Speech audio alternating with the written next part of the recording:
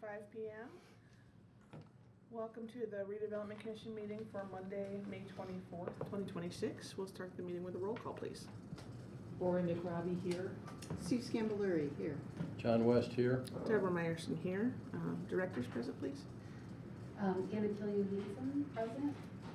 Christina Finley, hand department. Tammy Caswell, present.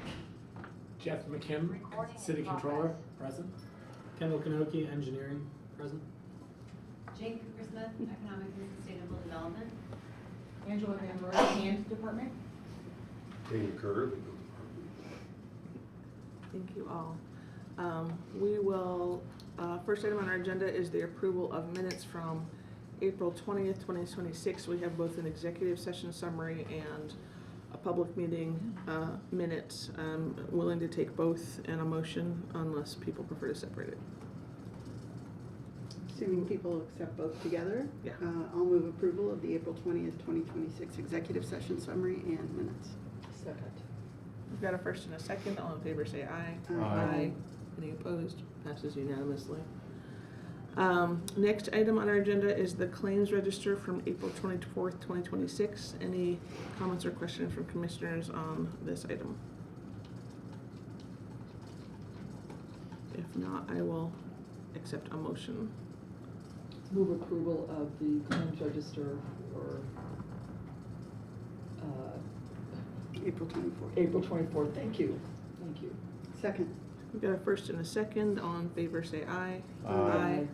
Any opposed? Passes unanimously. Next item on the agenda is the payroll register for May 1st, 2026. Any questions or comments from commissioners on the payroll register? If not, I'll accept a motion. Move approval of the payroll register for May 1st. Second. First and a second. All in favor say aye. Aye. Any opposed? Passes unanimously. Next, we've got reports on our agenda. We have a director's report. Just a brief update. I wanted to share with you that the Hopewell PUD is going back to council on Wednesday. We'll talk about that a little bit more. Kendall from engineering will have a couple of things to discuss. Also, to let you know that I was asked by HUD to give a presentation, a spotlight onto some of our programs. I think it was a week ago or a week and a half ago. They presented me with 2 awards. So it was, yes, so it was a very nice event and was happy to participate, but certainly have turned around our relationship with HUD. So. Excellent. Excellent. Good. Congratulations. That's terrific. Do we have a legal report? Just coming up in the future, we'll have the annual pass-through resolution at the next meeting in May.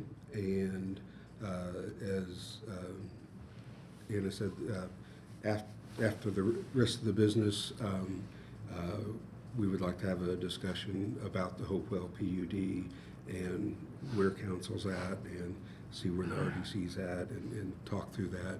Maybe have a resolution, maybe, talk about some of the things that they've passed and haven't passed. So, but I think that would be a good discussion to have after the resolutions. Okay, thank you. We will return to that. Do we have a treasurer's report?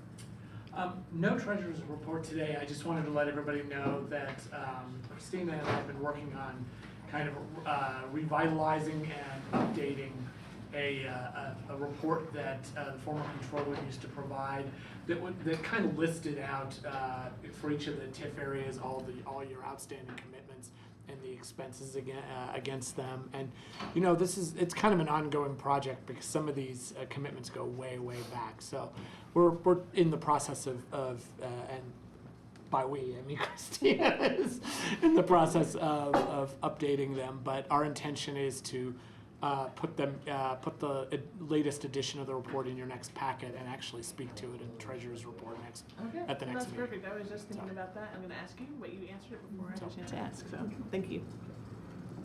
Do we have a business development update? No, just, a small update. As I emailed the commissioners earlier this week, the Trace District annual block party date has been set for September 25th from 5 to 8 p.m. So mark your calendars. We'll have a party to go to, and the public is invited. Lovely. Thank you so much.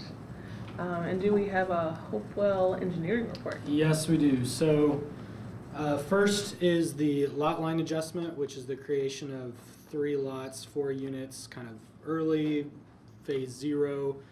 That's going to get finished up this week, probably on Wednesday. We'll have that recorded. And so the next step is for the consultant Flintlock Range to submit for building permits, and then those will be ready for a builder to pick up and construct whenever that stage in the process is ready. So we're about wrapped up with that, which is great. The other update is primary plat. So assuming everything goes well on Wednesday, we are ready to go to Plan Commission in June. So fingers crossed on that. I think the last thing under consideration really doesn't affect the plat at all. It's the affordable housing component. So we're very excited to hopefully move forward as long as that passes on Wednesday. One thing I did want to bring to your attention is we're trying to make some decisions here on certain aspects of the design. And I'm going to share my screen again, but one part of that is First Street, which is of course our newly reconstructed roadway adjacent to the development. One thing we've kind of been looking at is, should we go ahead and install parking on First Street to help with the needs of the new neighborhood? There's some pros and cons to that. So this is a newly reconstructed roadway. However, as part of the build out of the subdivision, we're going to be making some utility connections into the roadway.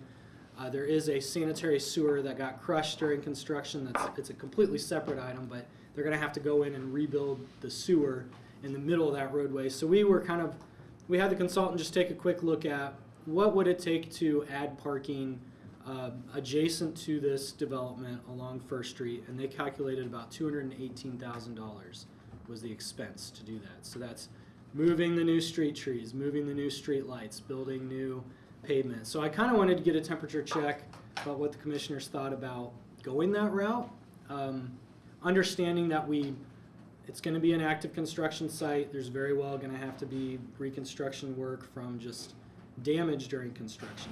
However, probably not to this level. So there's kind of pros and cons, and just wanted to see if I could get the feelings on this. Let me also just bring up that the McDowell neighborhood adjacent to Hopewell has expressed some concern with parking and the lack thereof. These buildings, so the 2 Faulkner buildings that are part of the site plan that front this First Street potential parking, are larger multifamily buildings that don't have a lot of parking. So we could leave it as is, but you are already tearing up the road and sidewalk the way that it is. So is now the time to try and address that is kind of the question. Okay, I'll open this up to comments and questions from commissioners in response to either that or any other parts of the engineering report. This, Can you go back to the, exhibit yet. tell me what I'm looking at here? So this is, and that's what I was trying to pull up, maybe to give a little more context. So First Street currently has a tree plot and a sidewalk, and then there's kind of unused space before you get to the right-of-way line. So what is sketched up is adding a lane of parking and then moving the tree plot back behind that parking and then moving the sidewalk back behind that. So you're essentially jogging your sidewalk down where the parking is and then jogging it back up.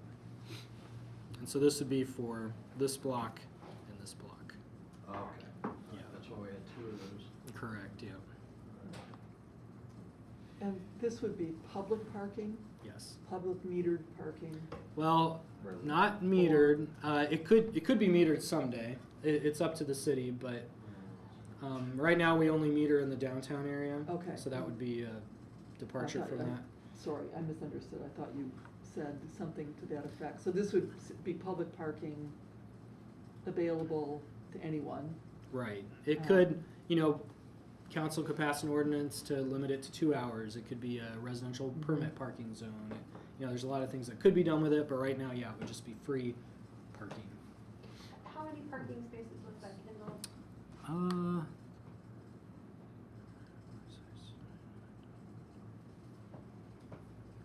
Looks like 21. You go back to the neighborhood. Sure. That, please. So my question is, as opposed to reconstructing First Street, which I understand that, but there's the lane right there, which I know is supposed to be intentionally narrow and not have parking, but why would you move First Street and do all the parking on First Street? Why not just at least consider whether to widen the lane so that the parking that, instead of on First Street, the next block over is on that lane? Again, that's a kind of flintlock question too, but I'm just trying to understand, you've got another street that hasn't even been built yet that's right there. Why wouldn't you just put the parking there as opposed to redoing $200,000 worth of street was just done in the last year? It's a good question. I think part of the issue is that the right-of-way for First is already there, and we have it available, so we can't push the buildings into that right-of-way. So that kind of restricts us. There's also a lot of driveways and parking off of the lane, so I'm not sure how much parallel parking we'd actually be able to gain. Maybe a few spots. And we're already digging it up, right? I mean, some of this we're gonna pay for regardless of whether we had parking or not. Some of it is being intentionally dug up for utility connections and things. Others of it, whenever construction, unless you're very intentional about protecting it, it could get damaged during construction as well. So there's kind of two sides of that. Can you remind me what the deadline was in terms of doing the whole First Street construction when we knew that Hopewell South was gonna be coming up? I'm just trying to understand the kind of sequencing of the timing and all that. Oh, like when? Like why First Street was redone first before this whole lot that we knew. I mean, obviously all of Hopewell's being redeveloped. So just help me understand why that order of operations was chosen. It's really challenging to sequence the infrastructure versus the private development or the city-supported development. I know on Hopewell West we did it at the same time, and that's been a challenge because there's been a contractor building a building and then another contractor building a road, and they're all on top of each other and who's responsible for what. That has been a challenge. First Street was a federally funded project, so we had to go through the whole tip process, and of course that's you apply 4 years out and then you get to it. So that was before my time, but yeah, sometimes though you can't really do the infrastructure after the construction. You either have to do it during or before, and like East is a great example. We have our brand new park out there that we're going to have to try and protect while all that redevelopment happens. And Second Street's about to be done this year, and you're kind of like walled in on what you can disturb during construction. Yeah, it's really challenging. Okay. There's not a perfect way to do it, I guess. Go ahead. No. Go ahead. Well, just one really quick question. The 218,000 is just for moving the trees, creating the parking, moving the sidewalk. It has nothing to do with the crushed sewer line. Is that correct? Right, that's a completely separate issue. It's just something that's going to impact the new road as Right. well. Which, the crushed sewer line, whose responsibility is that? Because that's a new piece, and that's why I'm asking. The responsibility is pending. Again, it really has nothing to do with this body, but the city is asserting that the contractor damaged it during construction, so the legal folks are talking They're about handling that. Long story short, we got a crushed sewer line. When we put 90-plus people in here, it's gonna have to be fixed. Yeah, I mean, it has to be fixed no matter what. Okay.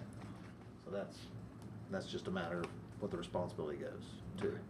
At this present moment, we got an infrastructure that we paid for that as a community that has a problem. We didn't pay for it.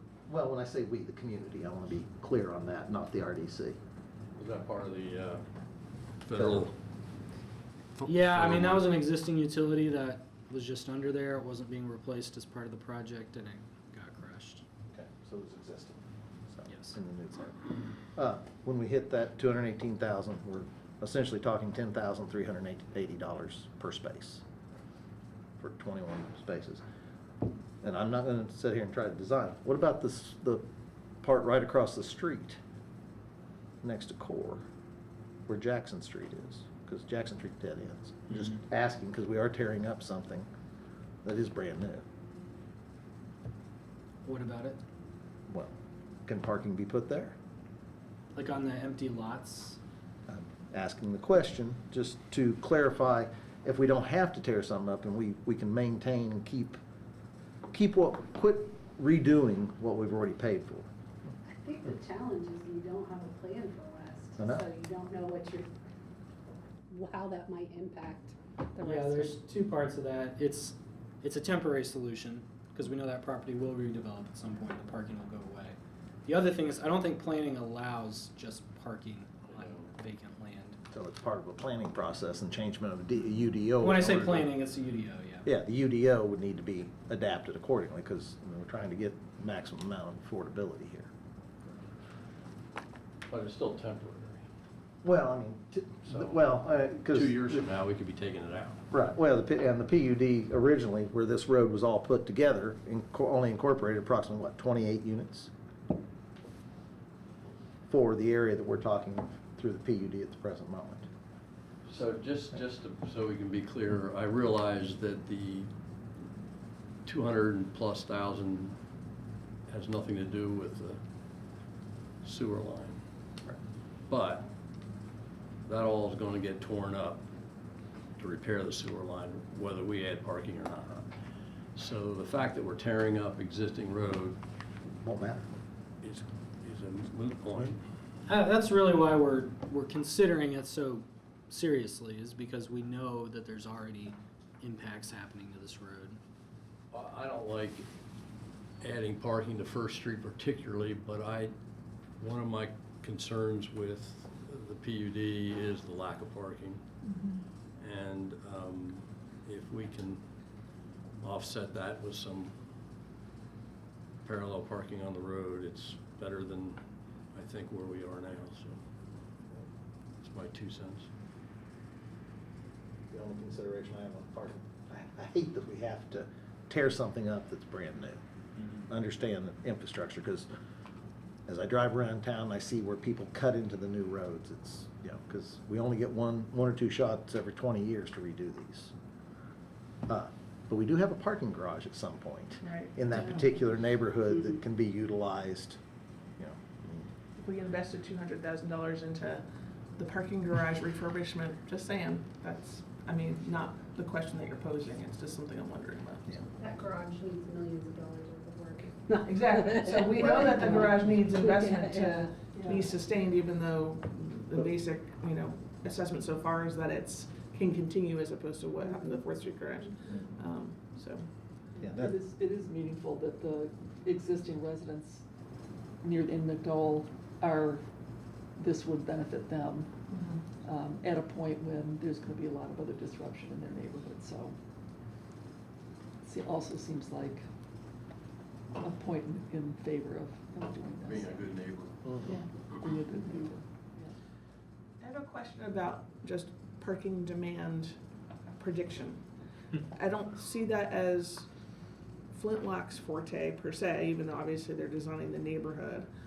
And I don't know in terms of within the city, just trying to, because it's one thing to say, RDC, should we put some parking spaces on First Street? But I don't have a good sense of how many spaces are already in Hopewell South, what the predicted demand is, how this area in the neighborhood, whether McDowell or adjacent neighborhoods, that's what a parking demand management study would do. And I'm not saying we need to invest in a whole big thing, I'm just trying to get a sense of how do we get any kind of figures about this as opposed to just, we think we need parking, which is not insignificant, but I want something more specific, some data to say, okay, this is what we have, this is what we need, et cetera.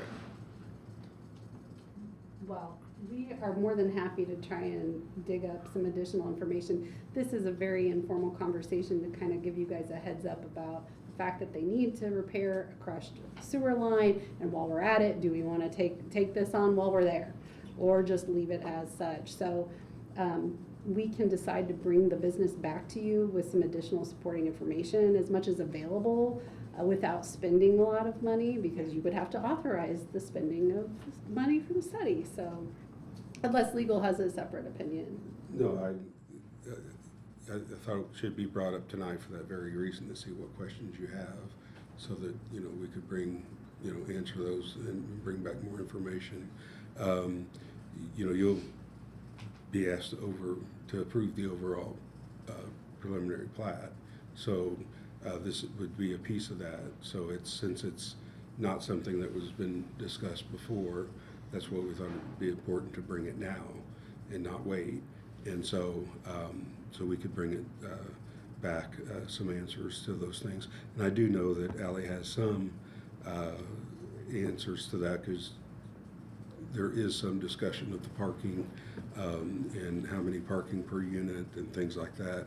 There is some of that information out there.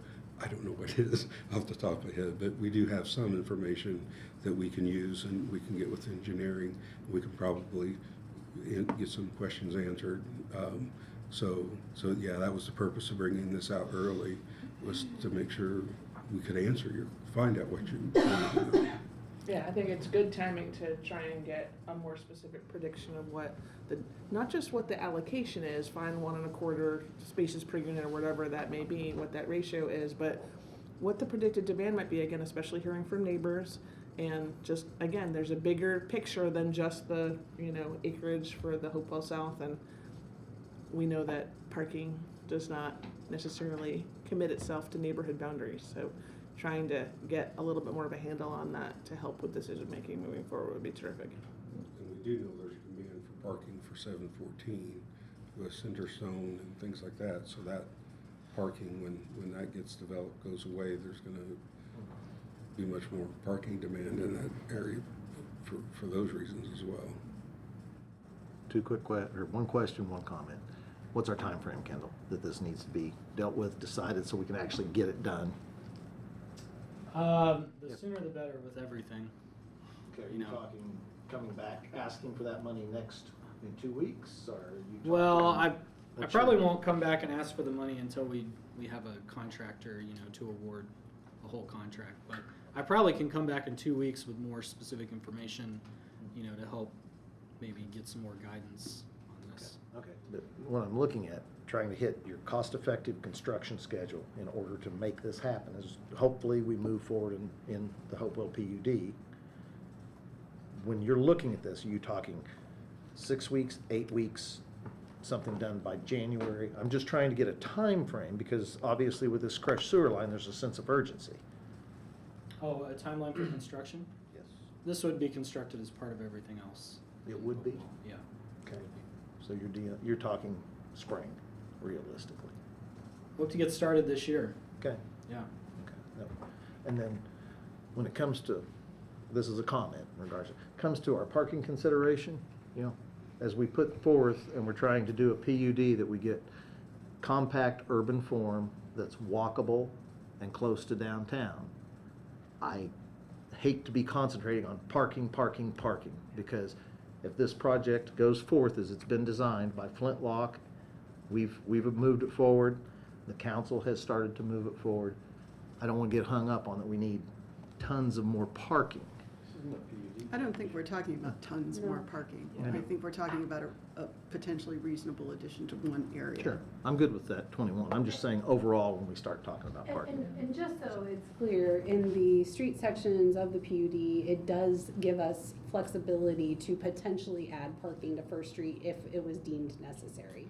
So we just left flexible language in there to accommodate if it came up at some point, because it had been expressed by neighbors.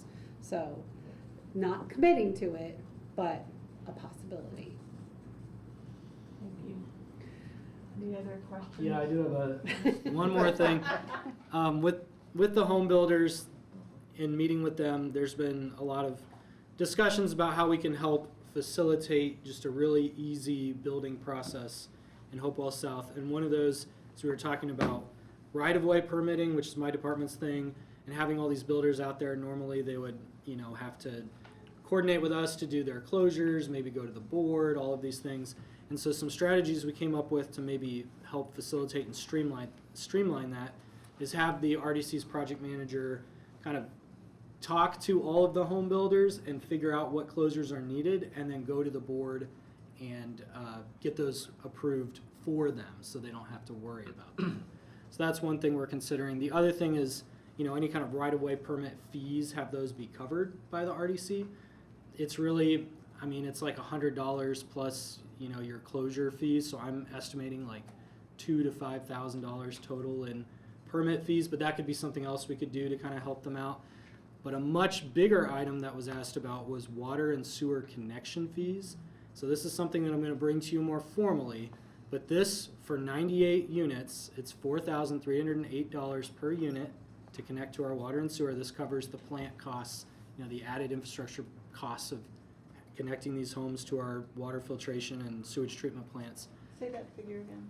$4,308 per unit. There's 98 units, so that's $422,184. Water and sewer connection fees that, normally the builder would have to pay when they make their taps.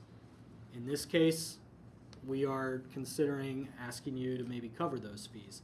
That's a significant additional investment, though. So I just wanted to bring that to your attention that we're discussing it. That's going to come as a formal resolution maybe in 2 weeks or in an upcoming meeting.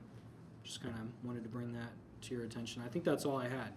So On that same note, then I've got just a procedural question. When one applies for a building permit, if I heard you right, the underlying developer, which is Fintlock, they're applying for the building permits, not the contractor that's actually constructing the buildings? I know that's the case for the first three. It may be the case for the entire subdivision. But then the contractor, who has the license, like the licensed plumber, the licensed electrician, whatever, they're the ones who actually have to come pick up the permit from the building department.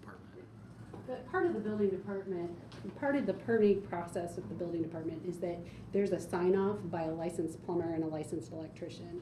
We can't dictate what the builders are who they're gonna use. Right. So they would need to have their electrician sign off or their plumber sign off, take that down to the building department to receive their permit. So we're gonna do everything up to that point, then they would be responsible for identifying their plumber and electrician to get to pick up the final permit. Okay. The builder's gonna be responsible for buying the permit based on the square footage cost that the permit costs. That's not what you just said. Well, there's a lot of permitting costs. So the building permit fees, I don't know if we've discussed those We yet. haven't discussed that. I imagine this probably would be up to each individual builder, but we would do all the legwork up until that point. So it's up for discussion at this point, but it would be common for each builder to pay their permitting fees. Right, well, that's kind of what my question is, who actually is the applicant? It's a pre-approved plan, Right. so it would be Flintlock or on behalf of the city, but then it will be them when they pick up the For each permit. individual address? Yes. Okay, that's, But that could be another opportunity to cover another fee, whatever the building permit fees are. I don't even know what they are. It's not an endless piggy bank. Here comes Kendall. you're gonna be expensive, dude. Should ask me to stop coming. Now, I gotta ask the question, Kendall, does CBU have any, care and consideration to help on this? Or is, because it's completely separate? Well, I think the way they see it is they have to bear these costs one way or another. So it's essentially impact fee for the plants. Exactly. To cover the additional. Exactly. amount. Okay. Or however you wanna call it, I know people don't like that term. Capacity replacement. Exactly, you're buying capacity. Capacity replacement fee, okay. And one more question, which is related to just looking at the grading of the site. And that is related to the earlier request from the Council for Community Accessibility about adding as many no-step entrances as possible, not all of which would make quote-unquote accessible units, but at least visitable units. And I'm just wondering if there's any kind of further insight in terms of the engineering to date that would kind of add to that, because that was kind of like the information that was needed to answer that question, so. Yeah, I'll probably have to update you at a future meeting. I know every accessible unit that was identified, we are providing level entry to, and we've been directed to provide level entry to as many as possible. I don't know what that number is, so I'll have to get back to you on that. Okay, yeah, just in terms of like bookmark of stuff that would be helpful to come back with, it would be helpful to know if there's any differential between, let's say, the original plat and, let's say, again, how many no-step entrances there could be. And this isn't, again, just the accessible units, it's looking at making as many accessible, visitable units as possible. So, thank you. Anything else before we move on our agenda? Okay. Thank you, Kendall. Yes, thank you for your report. Okay, so we are on to new business. We're on to resolution 26-30, which is the approval of neighborhood improvement grants. Would you like to speak to that? I will. Come on up. Happy to.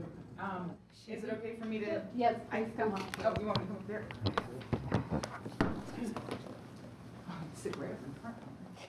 Sorry, it's the hot Chair of the seat. board here. Also, the chair is really low. Okay, so Angela Van Roy from Hand. Happy to present to you the Neighborhood Improvement Grant funding recommendations for this year. We did have 7 applications this year. And first and foremost, I would like to thank formally the council members who were the ones who got to make these decisions. So first of all, we had Lori McRobbie from the Redevelopment Commission, Tom Payne, who is the president of the Near West Side Neighborhood Association, Caleb Throckmorton, who is the president of the Matlock Heights Neighborhood Association, Maria McCormick, who is from our city engineering department, and Dana Workman, who is from Public Works in the Street and Traffic Division. So they made the recommendations for the funding of the projects that I'm going to present to you tonight. I'll get through this. I'm going to just hit the highlights here, so because there are 7 of them.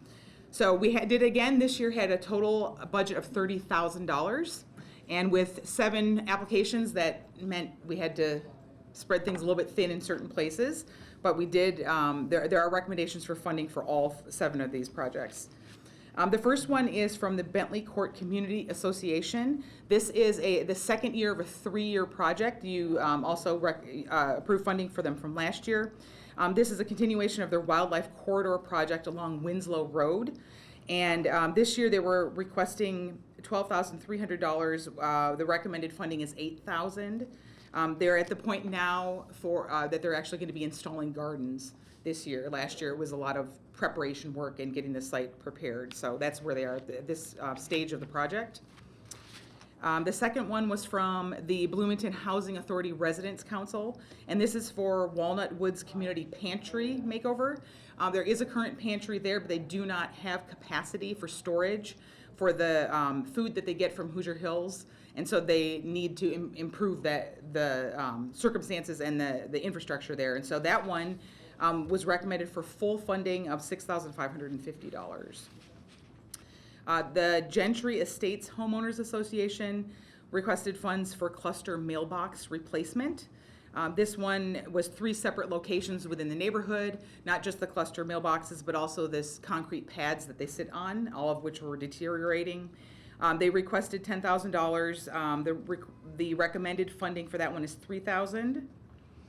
The Gentry Honors Homeowners Association was requesting money to refurbish their main entrance signs. They also requested $10,000. The recommended funding for that one is $2,600. The Prospect Hill Neighborhood Association, again this year, is requesting funds for improvements in Rose Hill Cemetery. You've seen this one in the past as well, helping to restore headstones in the cemetery. They requested $10,000, and we're recommending $4,000 for that project. The Sherwood Green Homeowners Association is looking to replace private street signs with ones that are compatible with the city and reflective and much more visible and easy to read. They've had issues with first responders, delivery drivers not being able to find their way in the neighborhood. They were requesting $9,225. The recommended funding for that one is $3,500. And then finally, the Spicewood Neighborhood Association is requested funds for a native pollinator garden, and they requested $2,350, and that was recommended for full funding. That one, a 16-year-old in the neighborhood is the one who presented that project, so we were all quite impressed with that. She's a new beekeeper, so this will be very nice to have native plants. So those are all the projects. Again, the total for this year is $30,000, and so I present it to you and request that you approve the funds. Thank you very much. Any questions or comments from commissioners on resolution 26-30? I don't have any more questions. Just- I got all mine answered. Yeah, one question in regards to, given some of these projects, and of course, we weren't able to fulfill the matches they made, will any of these projects fall off, or will they continue to be able to be done? I have not heard whether or not they will. The general consensus was there were a number of them that are HOAs, you may have noticed, that they have the ability to do special assessments or have funds that they have on hand or what, reserve. So they, hopefully, those will go forward. If they're not able to do it, they'll have to let us know, and we will just, maybe say, hey, try again next year for more funding. If that happens, Mhm. I don't want to do the what-if game, Yeah. but if that's the case, then would any of that money be able to be reallocated to these other projects? Yes, I would say so. We could certainly fully fund some of the others. The Bentley Court, because we've already, the thought was that we've already invested a lot in this one from the first year, so we want to make sure that they can accomplish that. We could bump that one up. Also, Prospect Hill, certainly Rose Hill Cemetery could always use more money for headstones, so that would be an easy one to reallocate, yeah. Or some of the others who just didn't get as much, we could just give it to them, so, yeah. Yep. We appreciate it. Yeah, thank you. Angela, does the expectation for the neighborhood match amount remain the same regardless of what level we fund at? There has to be 10% minimum. That's all. It doesn't have to be as much as what for some of them it'll be more if they go through with the project and we haven't given them what they've requested. Okay. So So the neighborhood match amounts are what we see here? the neighborhood match amounts are the amount that they Budgeted? They budgeted for with full funding. Yes. Okay. Yes, that's how that works. That was the original numbers that they Okay. presented. Wonderful. Yeah. So they'll either do smaller projects or invest more of their own dollars? Yes, Okay. exactly. Yeah. Yeah. Got it, thank you. Mm-hmm. The Spicewood, then with the Spicewood one, that's gonna help the other gardens that are being done, because we got pollinators. Mm-hmm. Yeah. Can't go wrong. Absolutely, absolutely. Angela, do you ever encounter neighborhoods that are raising money elsewhere from beyond their own HOA or that are just seeking grant funds from some other granting entity? Not too much. Bentley Court did talk about that, to look for other places for funding, whether from private businesses or, I'm not sure exactly where they would, but that is something they did discuss, as a possibility if they didn't have full funding.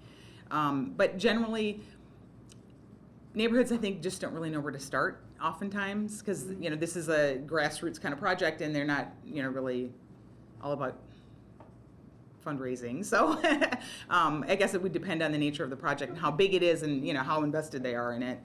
Yeah. Rose Hill is one that conceivably could find other sources, and I think has in the past. I think the Monroe County Historical Society Center has provided funding for that. So, that's a very long-term ongoing need. Mhm. So, Yeah, this is just the local neighborhood that's trying to help It's out. trying to but help out, Yeah, exactly. yeah, they Yeah, certainly have it's- lots of it's a- need there. yeah, parks and recreation property. And if no one's went up and walked on Rose Hill, you should go walk Absolutely. through, because it has Absolutely. significant Monroe County and Bloomington history in it. It- So- absolutely. And the peonies are blooming. Yeah, right now, Yeah. yeah. Are stunning right now, so. Spend a lot of time walking in that one, and as you look, it gives you a good sense of where we came from, and we gotta maintain it. Yep. Yeah, we felt- Thank you for we the felt that as well. presentation. Before we put this up for a vote, I'm just gonna say that I am gonna abstain from this. I have an ownership interest at Sherwood Green, and so I'm not gonna put myself in the vote. So, but that said, I will accept a motion for resolution 26-30. I'll move approval of resolution 26-30. I'll second. First and a second, all in favor say aye, Aye. and one abstention. Thank you very much. Thank you for your work. Thank you. Okay, we are now opening the public hearing for resolution 26-31, which is resolution modifying and confirming a declaratory resolution of the City of Bloomington Redevelopment Commission designating and declaring a certain area as an economic development area, approving an economic development plan for the said area, establishing a residential housing program in said area, and regarding related matters in the Summit District Economic Development Area. Who would like to speak to that? I would like to speak with that. This has finally come full circle. back in March, on March 2nd, this commission approved and adopted Resolution 2617, which was the declaratory resolution that designated an area known as the Summit District Economic Development Area as an economic development area pursuant to Indiana Code, and also designating a part of that as an allocation area. That allocation area was Shasta Meadows as part of the Summit District. This is on the west side next to Weimer Road, and it is the first neighborhood of 5 in there to be developed. And since it was to be developed residentially, this would be considered a residential TIF area, residential allocation area. So it would have what the statute calls a residential housing development program. After being approved here, it went to the City of Bloomington Advisory Plan Commission, and on April 13th, 2026, it was approved by Resolution Z0206 04005, and they determined that the declaratory resolution and plan did conform with the plan of the development for the City of Bloomington, and they designated such resolution as a written order of the Plan Commission approving the declaratory resolution. And then on April 22nd of 2026, pursuant to code, the Common Council of the City of Bloomington adopted Resolution number 22-08 and approved the declaratory resolution, the plan, and the Plan Commission order. So then on May 20th, let's see, yes.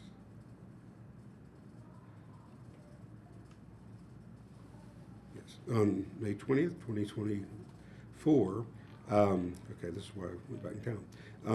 Just put this in here to make sure that everybody understood the purpose of doing this TIF area. Back on May 20th of 2024, the Common Council of the City of Bloomington, by Ordinance 2024-07, created the Summit District Planned Unit Development, whose boundaries coincide with the Summit District EDA. And the PUD plan, as it was approved by Common Council, states that the Summit District development, quote, is necessarily dependent upon the City of Bloomington's support concerning utility capacity and expansion, as well as developing funding sources, including tax incremental financing to support road and related infrastructure completion. Since the declaratory resolution was approved here on March 2nd, on March 4th, House and Road Act number 1001 was passed by the General Assembly and signed by the governor, and it made a change in when a determination of a residential TIF would occur, when it expired.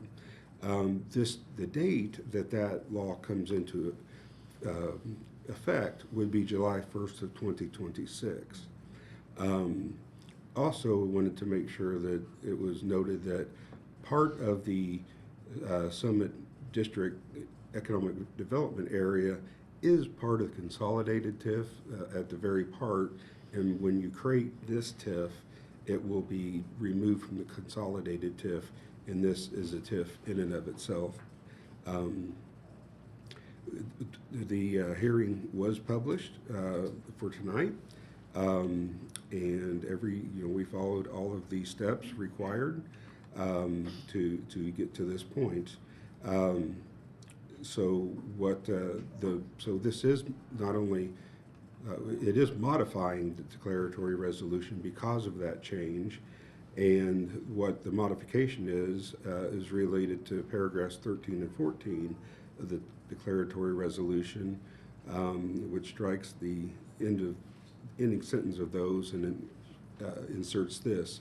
The program shall expire on the earlier of 25 years after the date on which the first obligation is incurred to pay principal and interest on bonds or lease rentals on leases payable from tax increment revenues from the program, or the date on which said bond obligations or lease rentals are satisfied. So it's the earliest of those two dates is when it would expire. So that is the difference between the declaratory resolution as it stood and how it's being modified by the confirmatory resolution tonight. So we'll have the public hearing where you'll hear public comment. You're free to discuss it before you open public comment or open for public comment and then discuss. And we would hope that you would take action tonight to approve this modifying and confirmatory resolution. Thank you for that presentation. And we do have, when it comes to, if you have questions, we have Justin Chang from Reedy Financial is here tonight, as well as your staff. Okay. So we'll open it first for questions and comments from commissioners on Resolution 26-31. Question. Have we determined or have an estimate as to what the entire TIF area will actually result? What will the TIF funding be over either the, I guess the length of, if it's bonded, then it would be for 25 years? Yes, Reedy Financial has been working on a report on that, and so you could give, or I could pull it up and give some, or I guess, would you like to give some preliminary? Just go numbers? ahead. So I don't have the report I sent. It's right here. Oh, there it is. So I do have it. I do have the report. There we go. Yeah. So for Shasta Meadows, we're this is a few years of building out. We're projecting a 3-year build out. So we'll start collecting TIF revenues in 2029, starting at about $200,000 for Shasta Meadows, and reaching full construction in 2032. So 2032 will be the first year that we receive the full year of TIF revenues, and that will be about $700,000. That said, we won't, like Dana mentioned, 25-year TIF life. We won't receive $700,000 for 25 years if we issue the bonds. Let's say in 2027, we'll only get 25 years when we issue that bond. So something to keep in mind. Thank you. The bond issue, as far as when we look for any of the infrastructure improvements and such, the allocation time frame is not from here, it's from when the bonds are issued? Yes, when they close, on the Okay. closing date. Once they close on the date, that is our 25 years that we would maximize in regards to. Yes, the clock. The clock would tick at that would point, start not that. starting tonight. No. Okay, just want to verify that. And then, quick question for Dana in regards to the House Enrolled Act 1001. What's the pro and con in regards to it? Because we, obviously, we need to have this in place prior to July 1st. Well, we would wait, and it does say in here that this will become effective Right. on July 1st. That way, it becomes effective when this law becomes effective. Otherwise, right now, under the current law, it's 20 years. Okay, that's the change. Yeah, so that's the change. Another change that they made that was drastic, next year, in the middle of next year, it was supposed to go back to the old way of doing residential TIFs, and they totally struck that part of the statute out. And so we're staying with the way the statute reads now, with adding this expiration term So- is the way it reads now. Could read something different. So when the we do it next on time. July 1st, we're set up where we can fund the infrastructure through the TIF, 25 years from the date of the bond closing. And the number of the bond closing, we don't even know what the bond is at this particular time. We do not know We yet. do not, that's still an unknown, they'll have to come back. Right, and we'll be bringing that report to you in the near future. It just came out, and internally, we haven't even had a chance to look through it and see what questions we have to, but we will be bringing that to you, and he actually does look out for all 5 neighborhoods and what the entire thing would look like, so you can It'll come expect that back. in the next, within the next month or two. Okay, and then with that, since we've already went and approved some dollars in the previous resolutions to try to get the engineering and things going, are we moving forward in regards to that, even as we approve this? Yes, Or potentially approve it? yes, we're moving forward with getting agreements for the design of the infrastructure Okay. to bring back. And this may be a question that Kendall's gone, so how long does it take to actually get some of that taken care, looked at, so we can actually see if we can get something, a road or something? I don't know the What- answer. Sure, I I'm fig- so sorry. No, I figured with Kendall gone, yeah, that's just a question for him, we'll hit him next time. I'm gonna guess 9 months, but I don't know. Okay. Well, I'm just, as we look at our Yeah. housing shortage and the things we're looking at, and we talk about these things, you know, from a personal standpoint, those timelines to try to get our public infrastructure in. are important. Yeah, and of course, the assessed value won't go up until the build out and Oh, things like yeah. that, so it'll take time, so we'll, but one of the things is that the bonds can pay back if necessary, so there's different ways that it can be structured. Plus, it looks like one of the other neighborhoods may even get started as, well, this one's still in process. So, you know, we can look at that as well. We decided doing only this residential TIF first because couple of the other areas have commercial areas, and it may be that we want to look at them differently because of that and see what method might be best. And this change just happening in March is being looked at to see how this really affects, because the timing has been a major change between the difference between residential and commercial. Now that this has moved to 25 years, that kind of makes them not as different. So we've got to start looking at that a little harder, what the real difference is. What the financial impact will be. Yeah. Okay, thank you.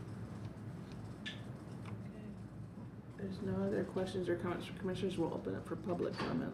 Any public comment on resolution 26-31 as part of the public hearing? Anything online? Seeing none, I will invite a motion for approval. Move approval of resolution 26-31. Second. We have a first and a second. I need to abstain from this Okay. vote because I am an adjoining property owner. Okay, thank you. Okay, so we have a move and a second. All in favor say aye. Aye. All in favor and 1 abstention. Thank you. Okay, we are now on to other business. Oh, sorry, close the public hearing. Yes, that is the conclusion of the public hearing. Thanks. Don't want to open it and not close it. Okay, so we're now on to other business. Is there any other business that would be before the RDC this evening? Hey, would you like for me to start? Sure. Sure, And I okay. can start screen share. Okay, I have drafted or several of us have been working on a draft of a potential resolution. This is in regards to Hopewell South and the PUD. As you know, the council has met several times on this already, and you've had a work session with them.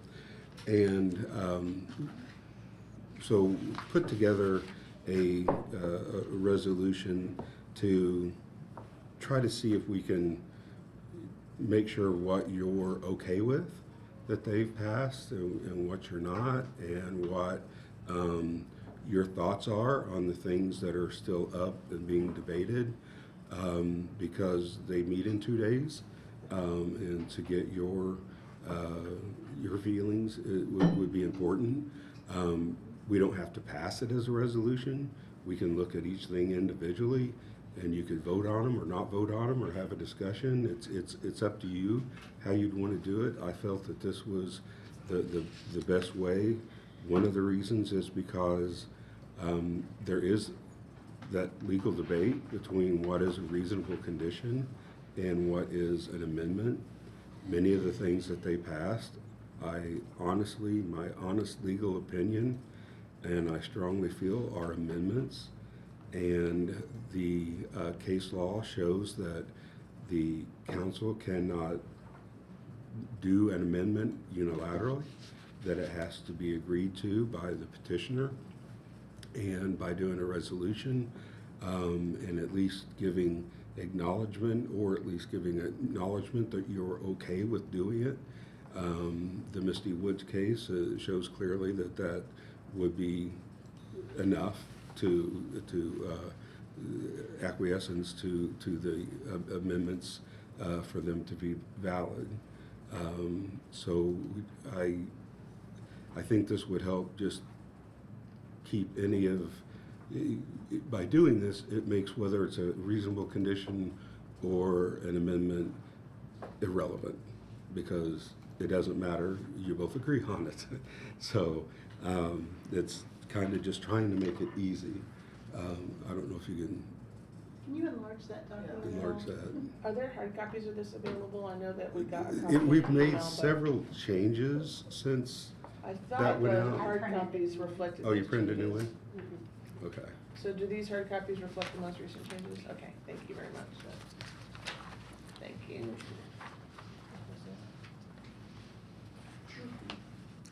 So the first part of the resolution is the normal whereas clauses that we talk about how, Hopewell South came along. So you have seen all of those before on the first page. On the second page, the second whereas clause is where we pick up, because, the first one there is where you passed,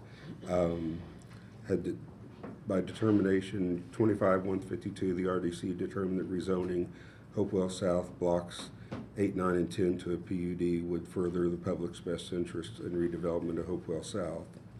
Then whereas the Common Council has voted and passed certain conditions pending the council's overall approval or denial of Hopewell South PUD.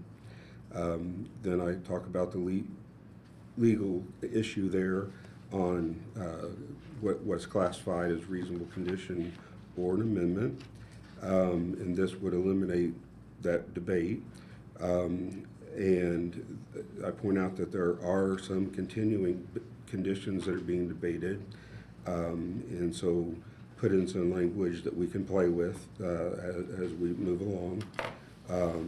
And the last whereas is just that you wish to express what your positions are on the what's being pending and what has been already passed. So the one you just reaffirm your support for the project is overall. Number 2 is where it goes through what actually there was a change that I added to that doesn't appear for some reason.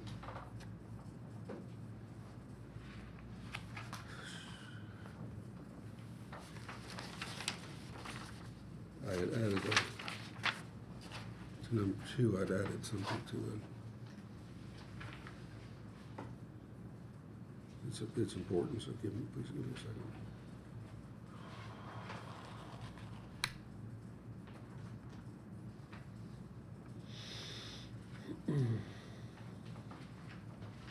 Do you want me to start going over the reasonable conditions while you look for number 2? Yeah. Please. Okay. So, several of the items the city council has already voted on. And so some of those include items that really would not be an amendment to the overall PUD. And so those are the things that I think he's got here as accepting those items that have already been approved. Reasonable condition number 1, as permitted under state law, the allowed use table will be amended to reflect the project goals. We did that early on after Plan Commission, so that seems like a moot point at this time. Reasonable condition 2, a rational phasing plan will be created. We did have a phasing plan in the PUD. We just further clarified that again with an additional exhibit, but it was already in there. Reasonable condition 8, the PUD street standards and street sections will be updated to reflect a 6-foot minimum sidewalk width for all streets except for Rogers streets and lanes. So that was an increase to the size of the sidewalk, but it did not cost us any units. So it was something that they had issued as a reasonable condition and did vote to pass that. On reasonable condition 9, the sidewalks bisecting block 9 in the east, west, and north-south directions will be updated to reflect a minimum width of 8 feet. These sidewalks shall be fully within either the public right-of-way, a pedestrian and bicycle easement, right-of-way dedication will be increased as necessary to accommodate this change. The one change that they had made at the council meeting was that this particular reasonable condition would have taken out several accessible parking spaces. It wouldn't have cost us units, but it would have cost us spaces. And so the author of the resolution was willing to modify it to say that the sidewalk running north and south may be narrowed as necessary to accommodate the planned accessible parking spaces. So we didn't lose anything there. It will cost us more money, but we didn't lose anything there.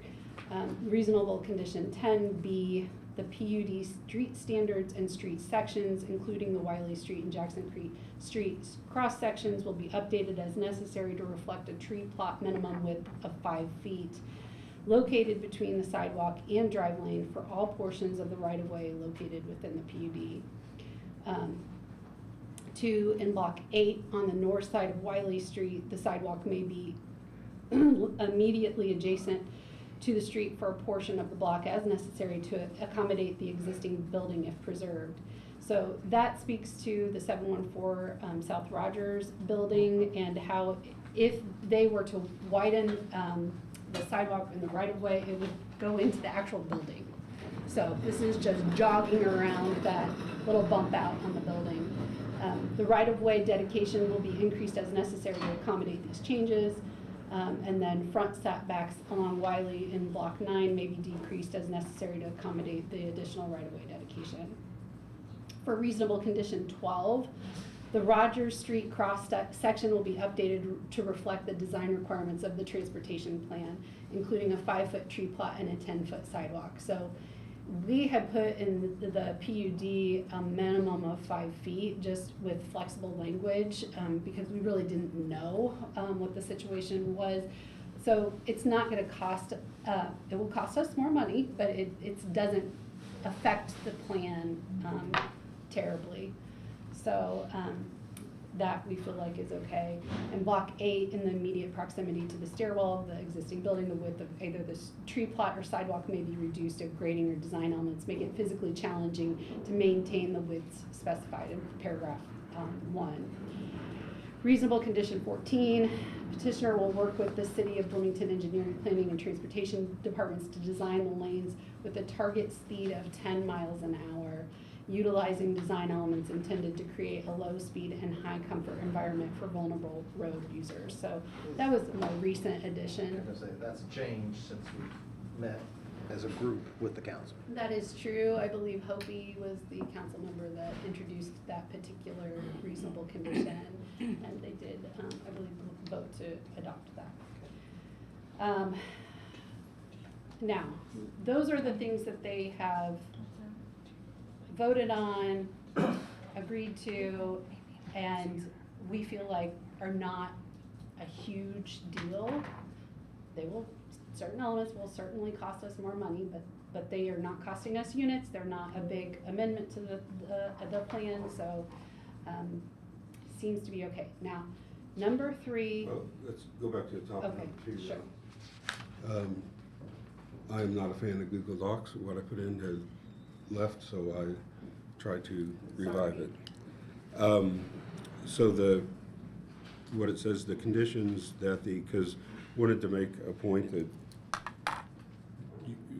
in that work session, you all understood that this was going to cost extra in design and construction costs to make these changes. So this is just acknowledging that the conditions that the Common Council have placed on the Hopewell South PUD will cause additional costs in design and construction costs, especially those related to the widening of sidewalks and right-of-ways. However, to move this critical neighborhood development along for affordable housing for our residents, the RDC will accept the following conditions placed on the Hopewell South PUD. If it would have been less expensive to go with the PUD as it stood, but these are things that the council would like to put in, and again, to negotiate, these are things that you discussed that you would be willing to move forward with.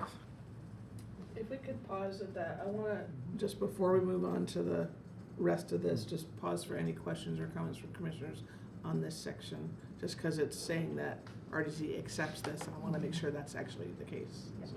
Mhm.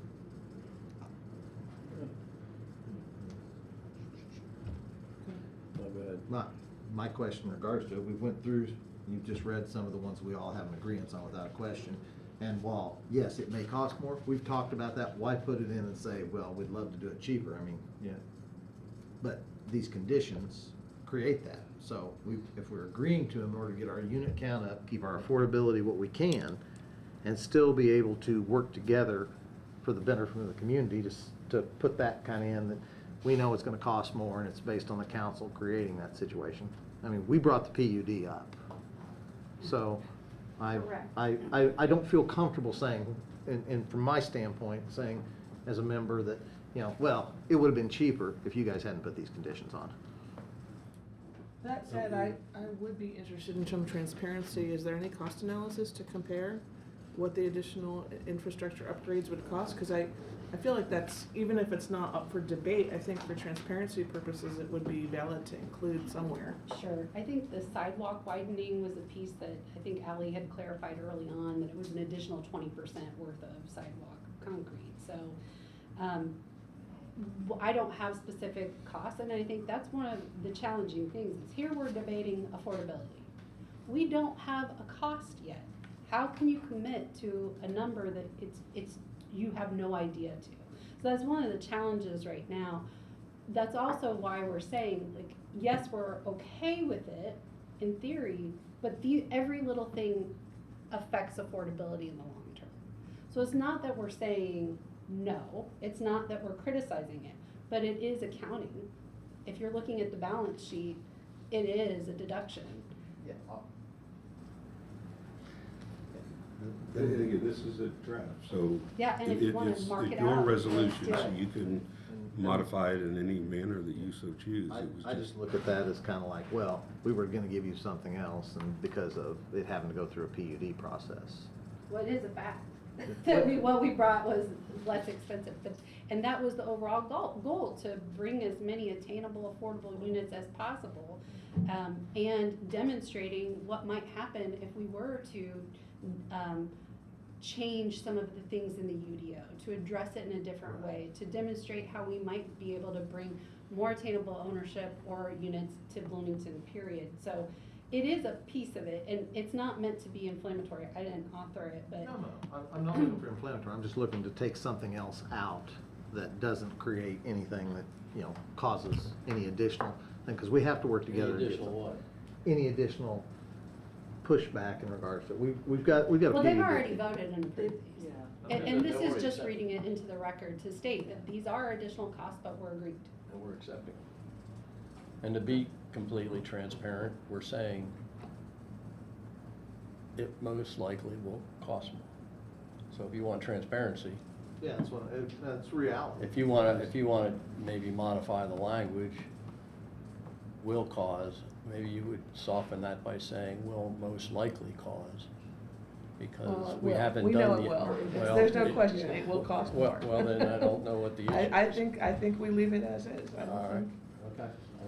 I think that's kind Thought I of. was placating somebody's Right, concern. Yeah, right, just- no, I understand. Just a concern because we're not through our PUD process yet. Sure. That was So- just in comments I had heard, and but again, Yeah, I it's suppose your resolution, Some not mine. parallel is if we were, and we are not, if we were accepting something that reduced the number of units, we would be saying that. Right, in this we wouldn't say when we resolution. most likely reduce it. Yeah, It's so- reducing it. So To me, this is- is a fair thing to. Well, and to be perfectly honest, the item that's left for discussion is affordability. And That's right. I think that it's Yeah. very difficult for everyone to understand that we don't know what the costs are. It's hard to commit. We've put very loose language into the PUD about making sure that we're complying with the standards, but not penning it down yet because we don't have those exact costs. Not because we're not trying to deliver affordability, not because we're trying to target 120% of their median income, because we don't know yet. And in this geopolitical environment, gas is almost $5 a gallon now. What do you think that's gonna do to construction materials? Interest rates as well. So we have a very challenging environment. And we can speak to that. Yeah. I know I'm jumping ahead in point 5. The issue of affordability. One question I'm just curious about in terms of, let's say, acknowledging that there's a higher cost with some of the infrastructure upgrades that are being, that council has approved. Are we essentially writing a blank check on that? Or is that something that we have, because as you know, we don't know the costs yet, and it's not a bottomless well of here's more funding. So my question is, are there any kind of opportunities for revisiting along the way as specific costs become clearer and more into focus, so we can say, here's what we have, here's what it's gonna cost, we need to revisit because this is ideal, but there's realities that we may have to face up to later. Are you talking about in relation to affordability or in just overall project? The overall Overall. project, because obviously the funds that are available for the project some may be for infrastructure, some may be for other components of Hopewell South. And I'm just trying to get a sense of the checkpoints to revisit as we understand the costs and can compare it with available funds. Well, in this case, they moved the minimum from 5 to 6, so there's no moving it back without amending the PUD. Okay. So in that particular thing, there's no going back. So there's, as detailed as this PUD is getting, engineering is getting very, and design people are getting very limited on what flexibilities they do have. So when it comes back with the design, there's not gonna be very many options. Well, that's why I'm looking at this resolution, because this is the point of the RDC to make a statement Exactly. on this. That, and again, we just got this a few hours ago, and I understand the timing is because council's meeting on Wednesday, but my point is that I would love this resolution to be an opportunity to at least make an observation along those lines to note that costs are increasing with these upgrades, and while I think they certainly will benefit quality of life, again, to achieve the affordability has another budget line component, and trying to find some way to at least recognize that in this resolution, so that, again, when push comes to shove with reality of budget, affordability, and available funds, that at least we're on record as having noted that. Again, I'm just putting that out there because we are getting boxed in at this point. And again, I really appreciate and admire what council has done to get us to this point, but also recognizing, the pros and cons of where we're going. So just trying to see if we can, in somewhere, again, in here, have a statement to recognize that. And again, I don't have a chance to wordsmith it because we're kind of under the time gun here. I'm just expressing the overall concept. So, and I welcome other feedback on that. We did try to do some wordsmithing on the affordability part later on too, so, Yeah, but that won't take care of what I Yeah. think. yeah, so if there's something different that you would like to add or remove to this, be happy to make any I modifications. support the thought. I'm not sure how to do it, but I can see that being a real issue, a possibility that we get down the road. But if I hear you correctly, virtually anything that would be considered a significant cost overrun will end up being a PUD revision, which would have to go through a long process with council approval. So we couldn't, nothing would get changed without their knowledge, which is only fair because this is an agreement between the two parties. But this is, boy, it really does tie us down and does not match the reality of the world right now. So, it's, yeah. Will this come down to a phasing situation in regards to when we look at our affordability, to answer the question that Deborah's asking in regards to affordability, based on the timeline you put together where we put a phasing plan together, okay? So to make sure we're on the same page from what the dollars are, if it's phased out correctly, then we'll be able to have a timeline and a budgetary basis to know. It's gonna cost us more money to put in infrastructure, the horizontal, in phases. It's such a small area that it and you've probably heard Kendall talk about that previously. So I don't know that it would save us anything to phase out the different blocks at this point. I mean, block 8 is a separate issue, but between blocks 9 and 10, all of the infrastructure is going in one phase to save money. Right, yeah, the larger you can do, but to try to address accordingly so that we don't get ahead of our skis in regards to the financial commitment. I mean, we'll know once the engineering comes back, we get the bids in, we'll know if we're anywhere near. Because at this present moment, we're still gathering everything and trying to get our project approved through the PUD process. Well, correct, but I mean, I think the other thing to think about, it's not just the horizontal costs, it's the vertical as well. Mhm. We will not know what lumber is, Right. for Yeah, instance, no, I which went astronomically high during the COVID pandemic. We don't know, we don't know. Right, as our consultant said, the most affordable house you can build is the one you built last year. That's correct. So Exactly. that's where the time frame I'm trying to look at and ask these questions in order to try to move this forward, because, Well, I just think we move forward. I think the stopgap that we have is that if we find ourselves hitting the wall, we just stop. And as much as everybody wants affordable housing to be built yesterday, if we can't build it affordably, or we can't do the infrastructure correctly, we stop. And we go back and we have to revisit this, and if that means redoing the PUD, so be it. But that's the reality of the situation we're in. But I don't think we can prevent or put any language in here or do anything that's gonna protect us from that reasonable possibility. We just have to move forward and do the best we can do until we hit the wall. I think you make a very good point. I mean, the more conditions that are added to this, the more costs that are added to this, we actually don't create more affordability, we stop it. So, at this point, we have the majority of the items identified that we've agreed with the council on that we will do. The costs will come at a date once this is passed and we start moving forward, providing it gets passed. What I'm trying to think through, and I appreciate what John and Randy have said, and it may just be, yep, and we're moving forward, and I will accept that if that's where we're going. I'm just trying to think, we're at a point in time right now where council has yet to revisit this on Wednesday.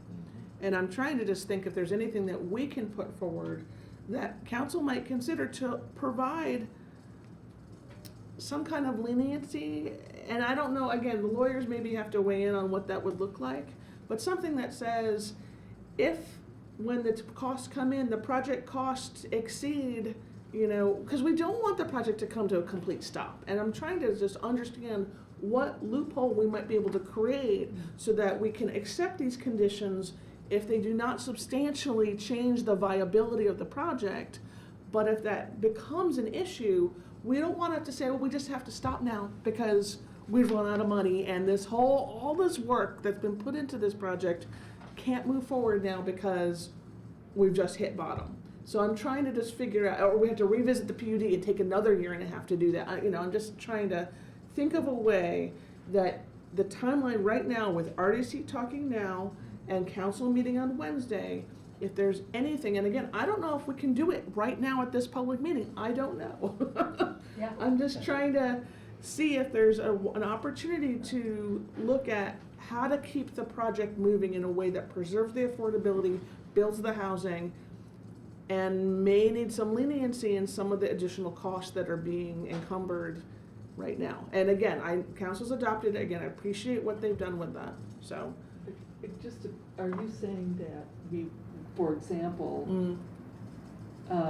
would in some way, and it would have to go back, I realize the process, but for example, reduce the size of the sidewalks, if that turned out to be, I'm just trying to clarify. Yeah, I don't know kind that of what you were- RDC wants to do it, I just wanna say sidewalks may be up to 6 feet wide, right?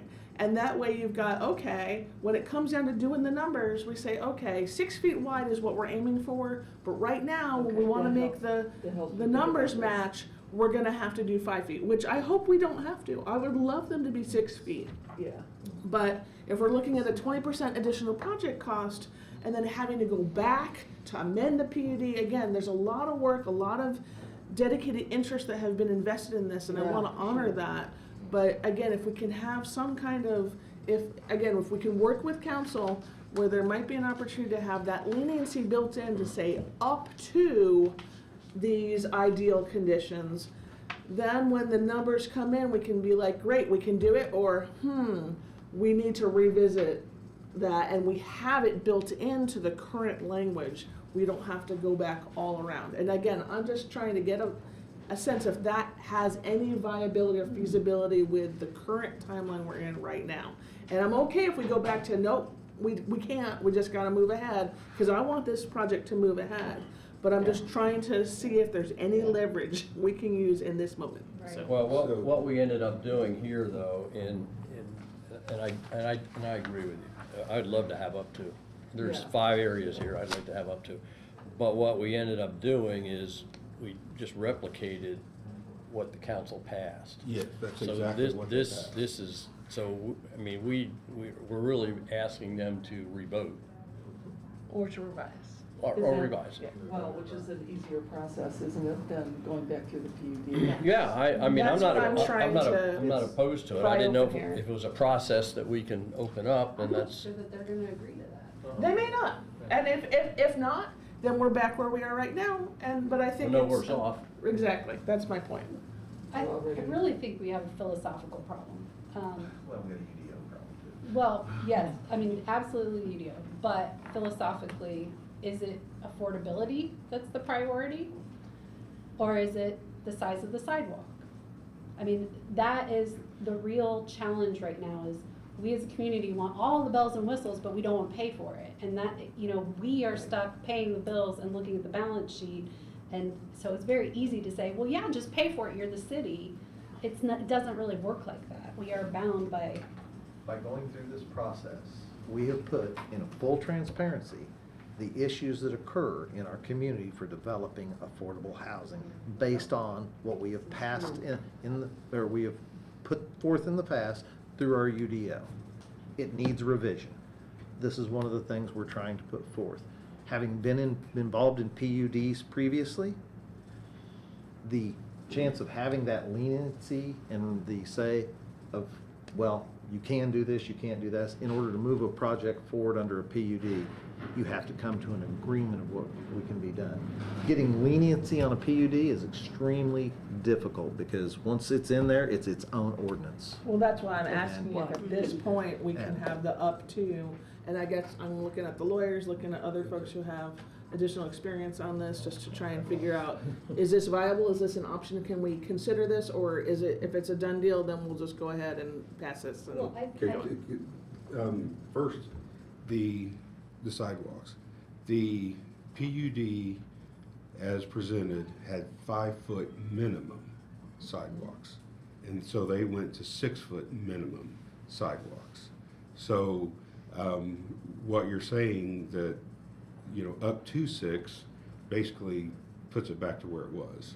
Well, but And- maybe in a way that's more Right, palatable. right. And, I understand that Right. that may, seem like 6 of one, half a dozen of the other, but, Yeah. it inspires the imagination more to say up to 6 than a minimum of 5, right? Right. So,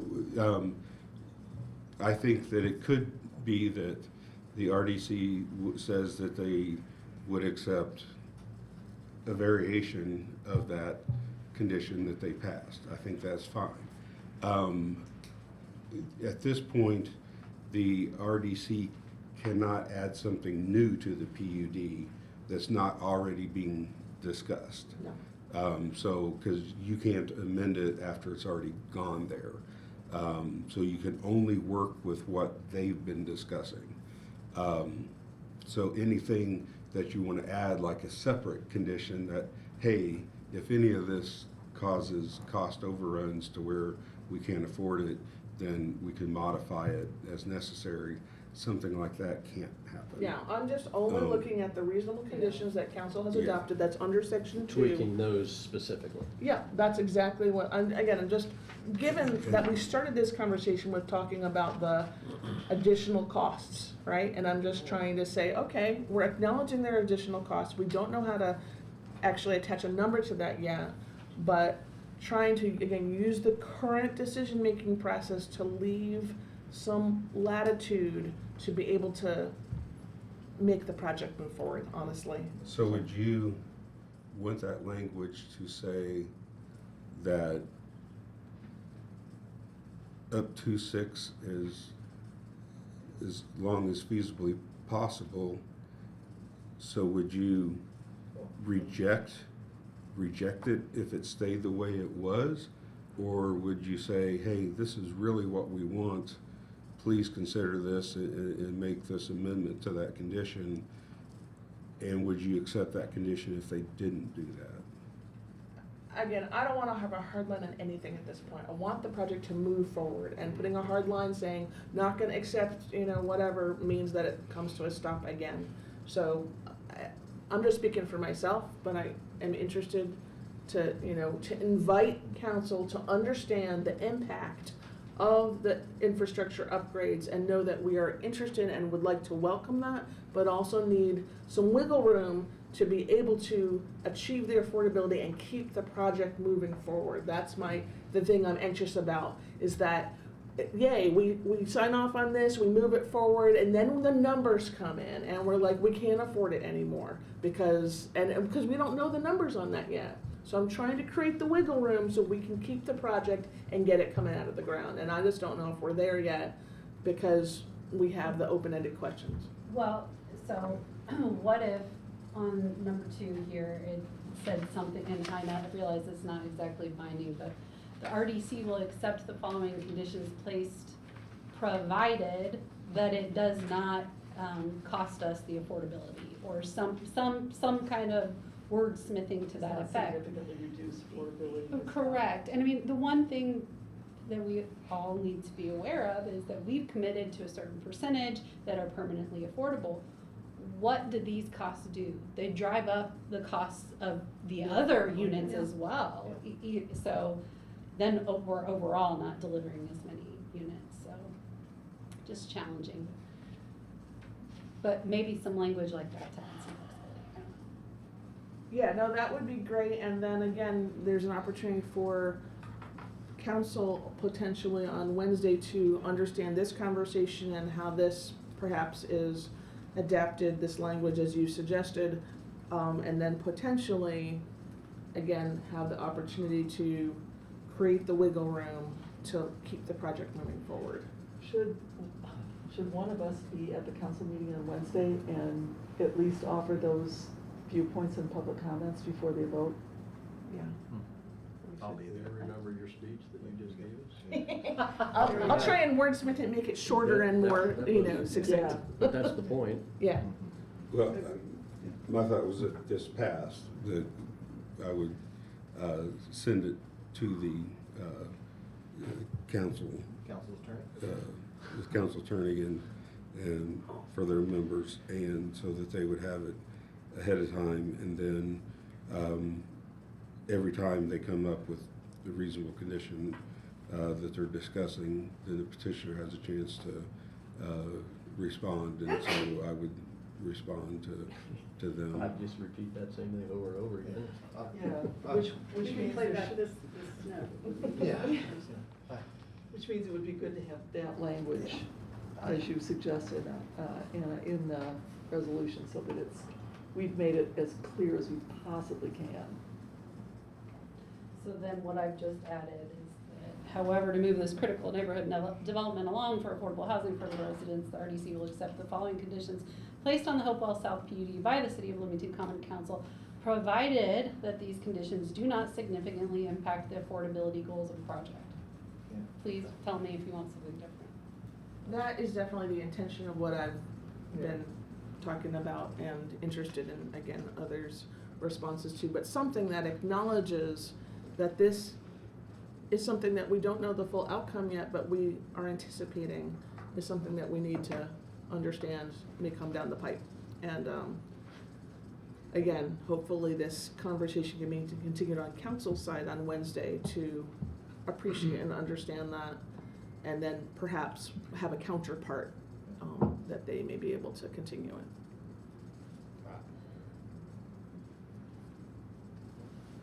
Well, we got the whole document to work with, so let's, Yeah. Okay. I think that's a good change. Let's move on. These reasonable conditions are just the ones that are part of that.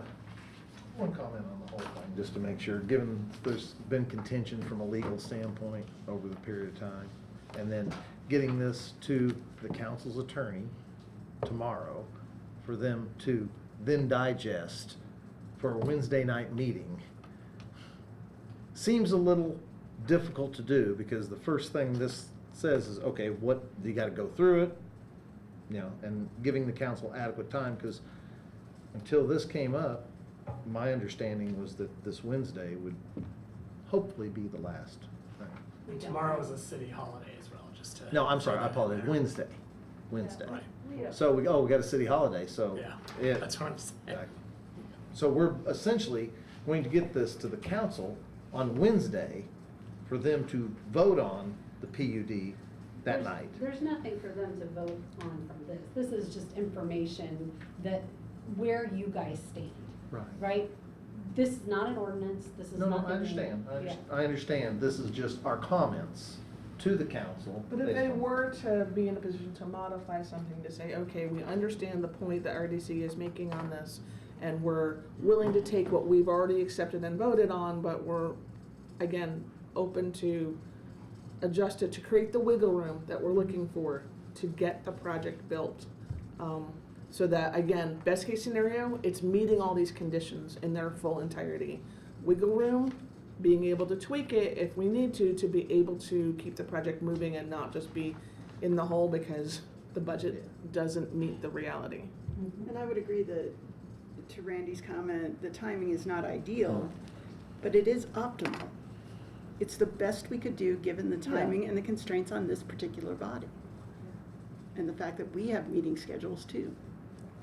So, Just- It is the reality of the meeting schedules and the. Well, it is, but at some point, we gotta say, okay, guys, just like when it was coordinated for the RDC and the city council to sit down and go through it after we'd been through a couple painful meetings, that there was discussion between the attorneys on both ends.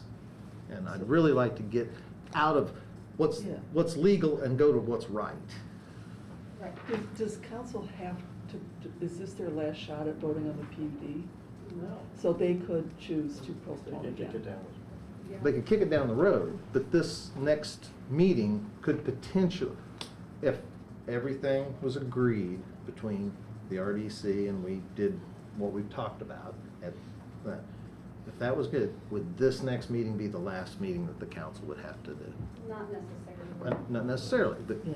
could. This was the date that, so this week was the date that Carrie had mentioned, Mayor Thompson had mentioned to the council, she was hoping that we could work together for the month of April and then come to some resolution, hopefully by this week, but we don't know. I mean, there's a lot to Yeah, discuss, well, so we, I think we should probably move on Well, to there's some ways that others. they could Yeah.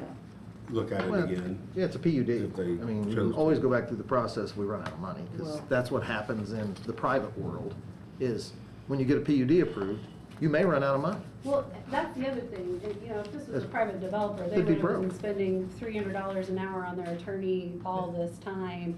And then guess what happens to those costs? They get baked into the project and passed on to the end user. So these are not, it's not money growing on trees. This No, is we're- real money. Yeah, we're fortunate to be in the position we are from an affordability standpoint of the soft costs that have to be put into this at the present Mhm, moment. that And is the correct. quicker we can get moved forward, Yeah. the better off we're gonna be from an affordability standpoint. Dana, just To answer quickly, can your you go back question, to, they could make it happen if they wanted to do it again. Right. Okay.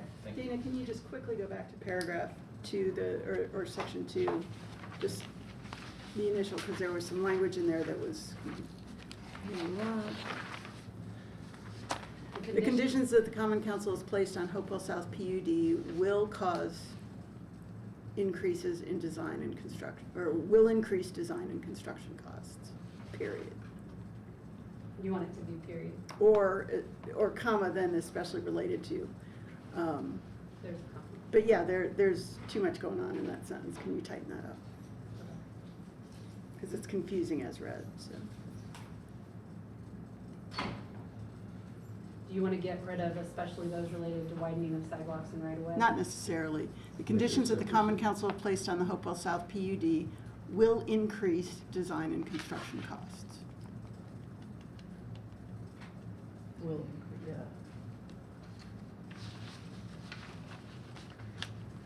Design and construction costs, get rid of the extra costs. Just the cost end, yeah. Thank you. I just didn't want that to be confusing once we got there. so. All right, are we ready to move on to item number 3? Yeah. Okay. The Common Council on March 25th, 2025 passed reasonable condition number 6, which read, all buildings must use either electricity or on-site renewable energy sources for all significant energy needs, including for space heating, water heating, and cooking. The RDC rejects reasonable condition 6 as it is directly prohibited by Indiana code. The RDC is not planning to install any utilities other than those specifically shown in the Hopewell South PUD. Pretty straightforward. Can I ask? Short and sweet, Yeah, why do we need to put it in if it's state law? because we have to. Because they passed it. They passed it. Because we have to respond. And I As understand the that. petitioner. Got it, thank you. I understand the council member that proposed it is planning to ask for it to be stricken, but Well, we anyway, it's in just there. need to make sure it's It's on the covered. record. All right. This was one of the items that we talked about pretty extensively in the work session about efficiency. So if you will remember, the original reasonable condition was asking that all of the buildings be LEED silver. LEED silver is not a reasonable standard for single-family residential. That's really more designed for multifamily residential. So one of the items that we had discussed was about related to something called a HERS rating. So the RDC is committed to implementing reasonable, cost-effective, and practicable measures to provide as much energy efficiency for the benefit of both the homeowners and the environment. Construction documents shall incorporate best practice air sealing, duct placement within conditioned space, and high-efficiency all-electric systems. In order to achieve as much efficiency as possible, the RDC commits to conducting a plan review with a certified energy rater for each of the building plans in the plan catalog with a targeted home energy rating score of 65. 100 is generally known as the model energy code in a HERS rating. So there's two pathways to efficiency. I don't know if I need to get into this or not, but what we're going for something that's called the prescriptive path. So they're looking at the total amount of volume within the home, what the air exchanges are, how we might address efficiency. In smaller homes, it's harder to achieve efficiency. This is a little crass, but the way that you can think about it is really, if we go any lower than this, it's going to be incredibly difficult to accomplish. Small homes are the hardest to deliver efficiency. So if a 500-pound person wanted to lose half their body weight, that's possible. But if a 100-pound person wanted to lose half their body weight, it's not as possible. With smaller homes, just opening the door would cause a significant air change. And so you would be losing a significant portion of the air volume within the home. It's hard to make up for that. On these small lots, there's not enough room to put in like a geothermal system, nor would that help our efficiency. The ROIs on those are not great, but they are the most efficient type of system. There's limited ductwork here. We would already be using what the model energy code calls for insulation, duct sealing, that kind of thing. So 65 is ambitious. It's definitely better than what I would say most of the HERS ratings that are out there. So it's definitely accomplishing efficiency. I have been pushed by the author of this reasonable condition to lower it. He wanted to get it down to 50. I'm telling you now, that is not possible. I mean, and if it were, we would need to sink a whole lot more money into it and be on a lot bigger lot. So. Would that, again, splitting, trying to split the baby here. What about the multifamily units? What about them? Does that allow for any of those to be able to utilize a more energy efficient portion? Possibly, but I don't think it's gonna weight it enough to drive it down to where he's looking for. Right. Yeah. And that's not really part of this PUD. We do have multifamily We units. do, but not. They're not big. I understand, just trying to look at what, I just had a considerations. question about what the reasonable or whatever condition is that, there's nothing referenced here about the action the council took. Did they? They have pass? not taken action on it, so they are Okay. looking though Okay. for a commitment that would address both all electric and efficiency at the same time, which you can choose to do or choose not to do. But when we were discussing in the work session, this is sort of the language that we landed on at that time. I do know that he would like that number to change if at all possible, but I'm telling you, it's So not. can I suggest that at the end of that paragraph, we add a sentence that says, achieving a score lower, or how, this is the right wording, will add significant cost to the project and significantly impact affordability if it is even achievable. Yeah, I don't think it is even possible because of the size of the lots. There's nowhere to put the geos. They're very limited ductwork, very limited windows. Even the most efficient. Even with more money. It's not gonna it couldn't fix be it. done. Even spray foam, yeah. And this is, You're getting into costs that Yeah. you throw way out to hit that. And efficiency is still possible. Absolutely. Sure. It's just, it needs to be cost effective. It can't be. But the majority of the issues are related to the small homes and the amount of volume of air within the home. Yeah. Like when you're talking about efficiency, it's all about how much air is being leaked to the outside of the building on the building. it was discussed with Ally, with Flintlock, that the nice thing about this is that it's using the plans and giving those plans to the rater. It's not having to do it for each building and each unit and having an additional charge to each unit. And by doing it for each plan, that's going to keep the overall cost what was it, about 6,500 or something like that? Yeah, it's the difference between the performance path and the prescriptive path. The performance path, they would be using a blower door on the home, a duct blaster, they, all kinds of stuff to see what's going on with the home throughout the process. The prescriptive path is very similar. It's looking at the same air exchanges, the volume. It's using calculations, but it certainly tells you what you need to know up front.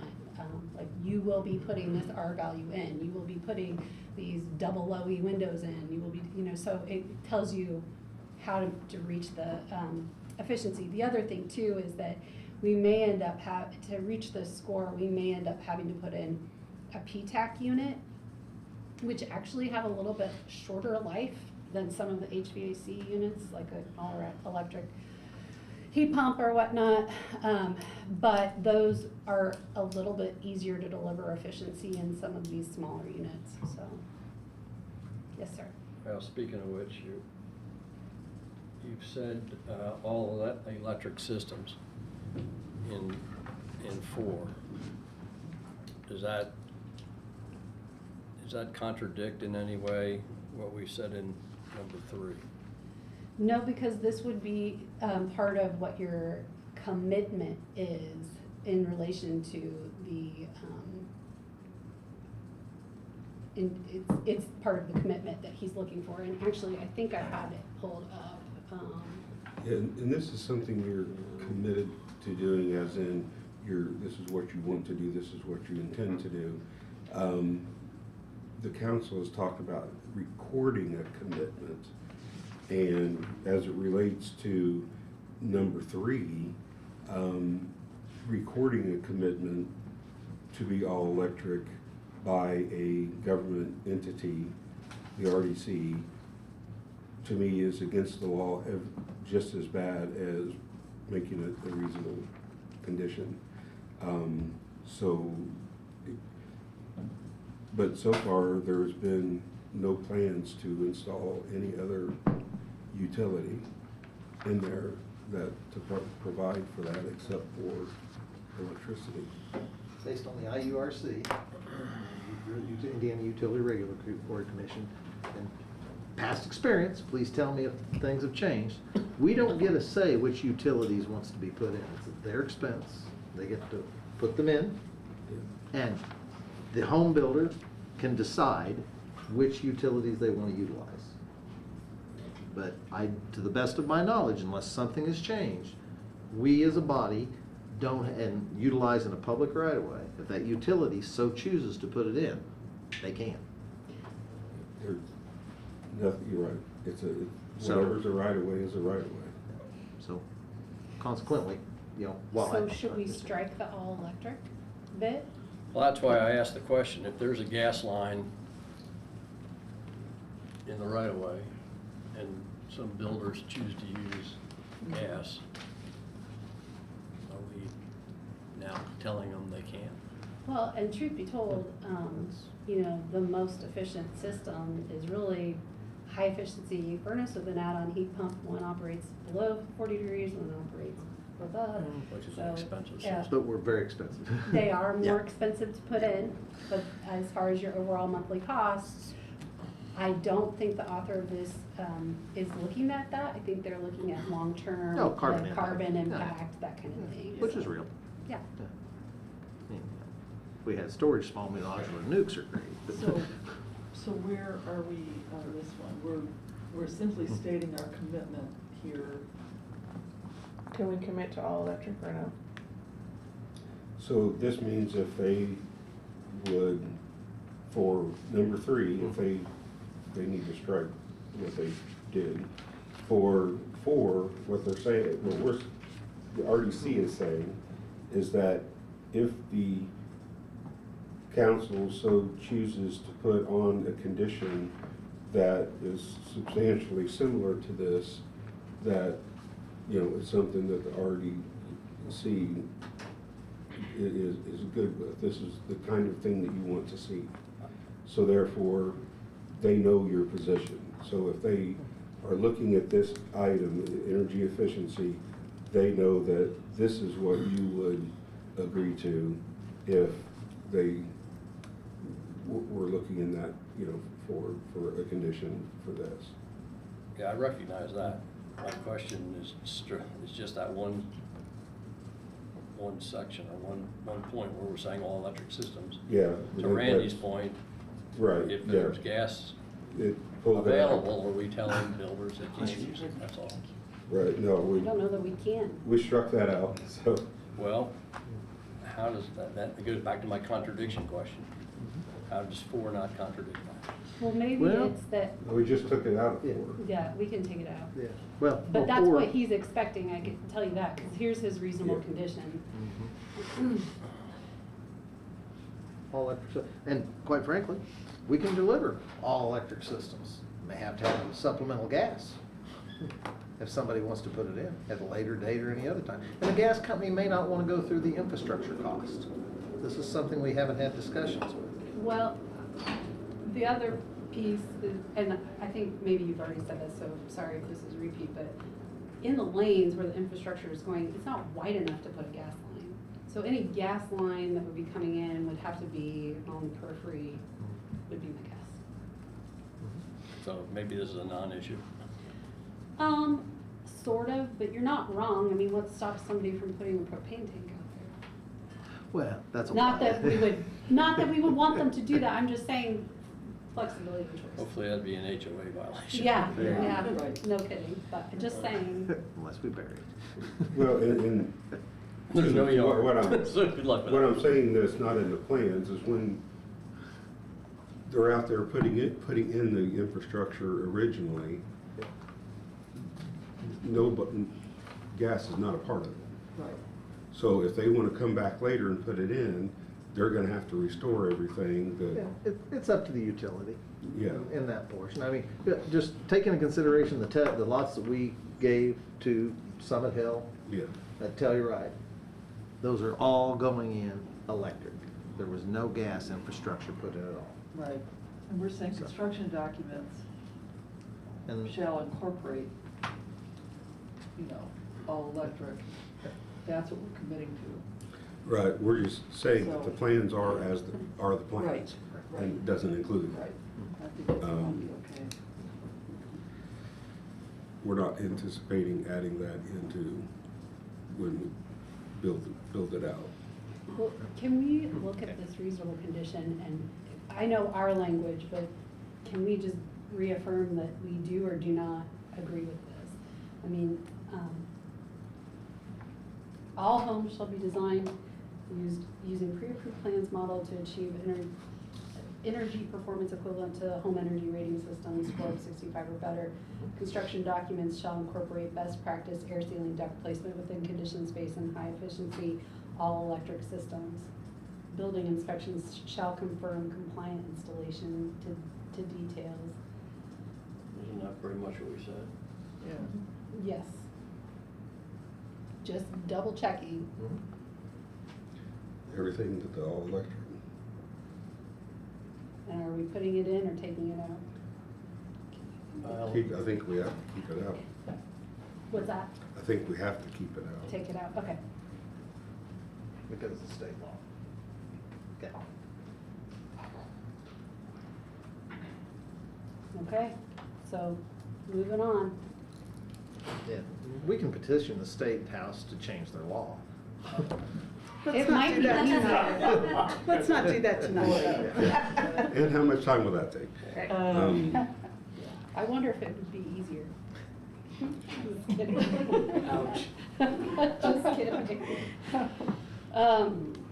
The RDC reaffirms its commitment to making housing at Hopewell South PUD, if approved, as affordable as can be obtained during the economic conditions at the given time, and truly desires to maintain affordability as far into the future as it's reasonably able to be achieved. Additionally, the RDC will fervently strive to assist those at or below 100% AMI as defined in the Hopewell South PUD plan. The RDC reiterates its affordable housing commitment from said plan. The paragraph comes straight out of the plan. Right. You don't have to read it to us. Okay, Yeah, we're good. sorry, my eyes water under these lights. The Hopewell South PUD does not clearly state how the RDC intends to meet Tier 1. The RDC is committed to an increase of 10% more permanently affordable dwelling units for homeowners under 120% AMI, thus satisfying the approval criteria of the UDO. So that's straight out of the UDO, so that takes the 15% that's in the PUD and explains how the PUD is going to meet the code requirement for the PUD is by using the other 10%, and so that's the 25%. Because So I'm that, not sure what you just said, but I'll just assume that you know what yeah, you said. the code requires to meet Tier 1, you have to do one of a couple things. Most of them you can't do because of the type of project. This is one of the only things you can do. So this is what you should be doing, is adding that 10%, so you'll do 25%. Yeah, because the new code says 25%, the UDO. This was a timing issue, is my understanding of when things were put forth. But affordability language was also written more for apartments, Right. not for home ownership, so. That is incredibly true. There are numerous areas within the UDO that do not delineate single family from multifamily, and I believe have really contributed to the type of developments that we see today. Yeah. So we're back to that UDO change. Mhm. So, the RDC would willingly commit to increase the percentage of affordable dwelling units and make more units permanently affordable at a lower AMI if it were possible. But given the current economic market and the unknown future, the RDC cannot rightfully commit to something that may well be unattainable under current and nor future circumstances.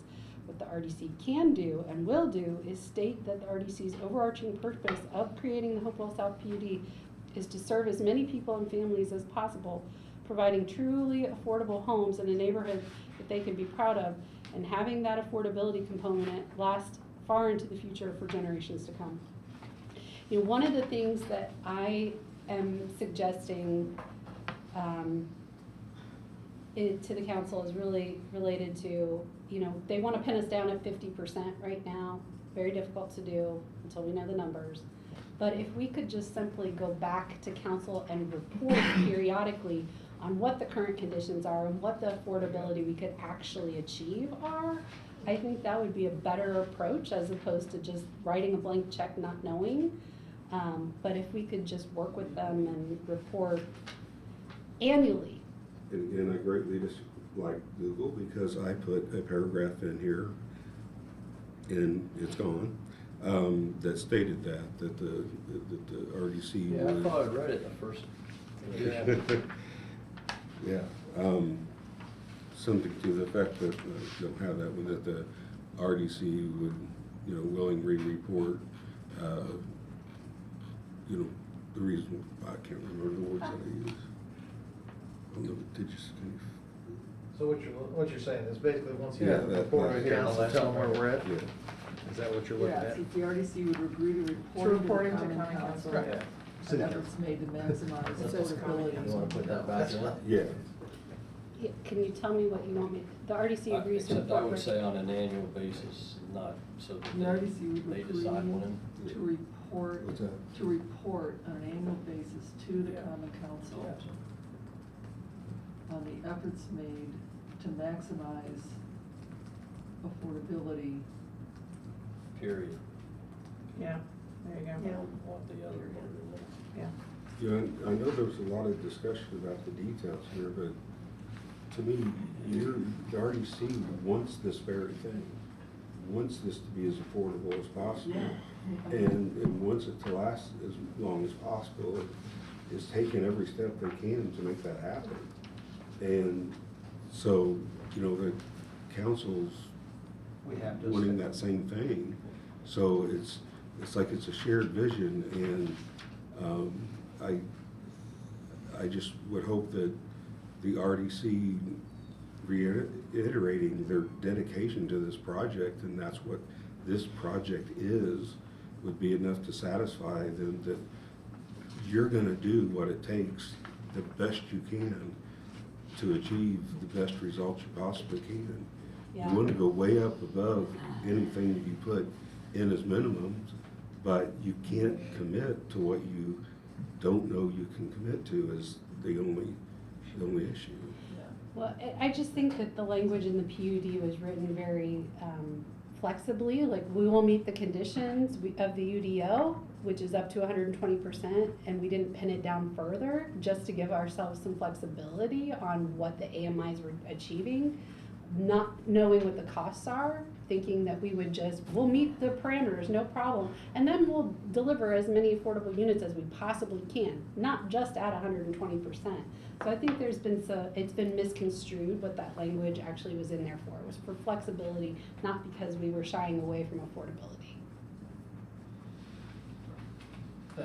We're putting it in here from a commitment standpoint in order to establish trust for the future. Yeah. Because we got a lot more property over there that we have to do something with. Yeah. Okay, we're close, guys. Short-term rentals. Local governments may not unreasonably restrict short-term rentals. However, and that's Indiana code.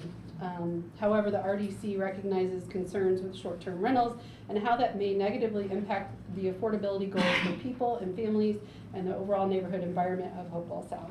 The RDC believes that the Hopewell South Homeowners Association, mentioned in paragraph 4 above, will be the appropriate tool to truly be able to set the guidelines and have those boundaries monitored by the homeowners themselves. We do need to fix that because we took it out of 4. So that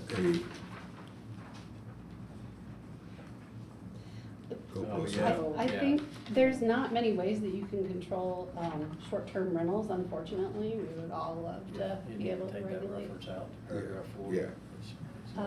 So the RDC believes the Hopewell South Homeowners Association would be the appropriate tool to truly be able to set A guidelines. private homeowners association can vote to approve covenants and restrictions that would exclude short-term rentals. Well, we can't as a body, the city cannot. But a homeowners association and your neighbors, through their covenants and restrictions, can. Yeah, Yeah, but they draft and develop those documents, so. right, it's not us. It's not us, so. In the We beginning can't- it will be. We can't drive that bus. So are you guys good with that to the extent? Yeah. Yeah. Deborah, are you okay with that?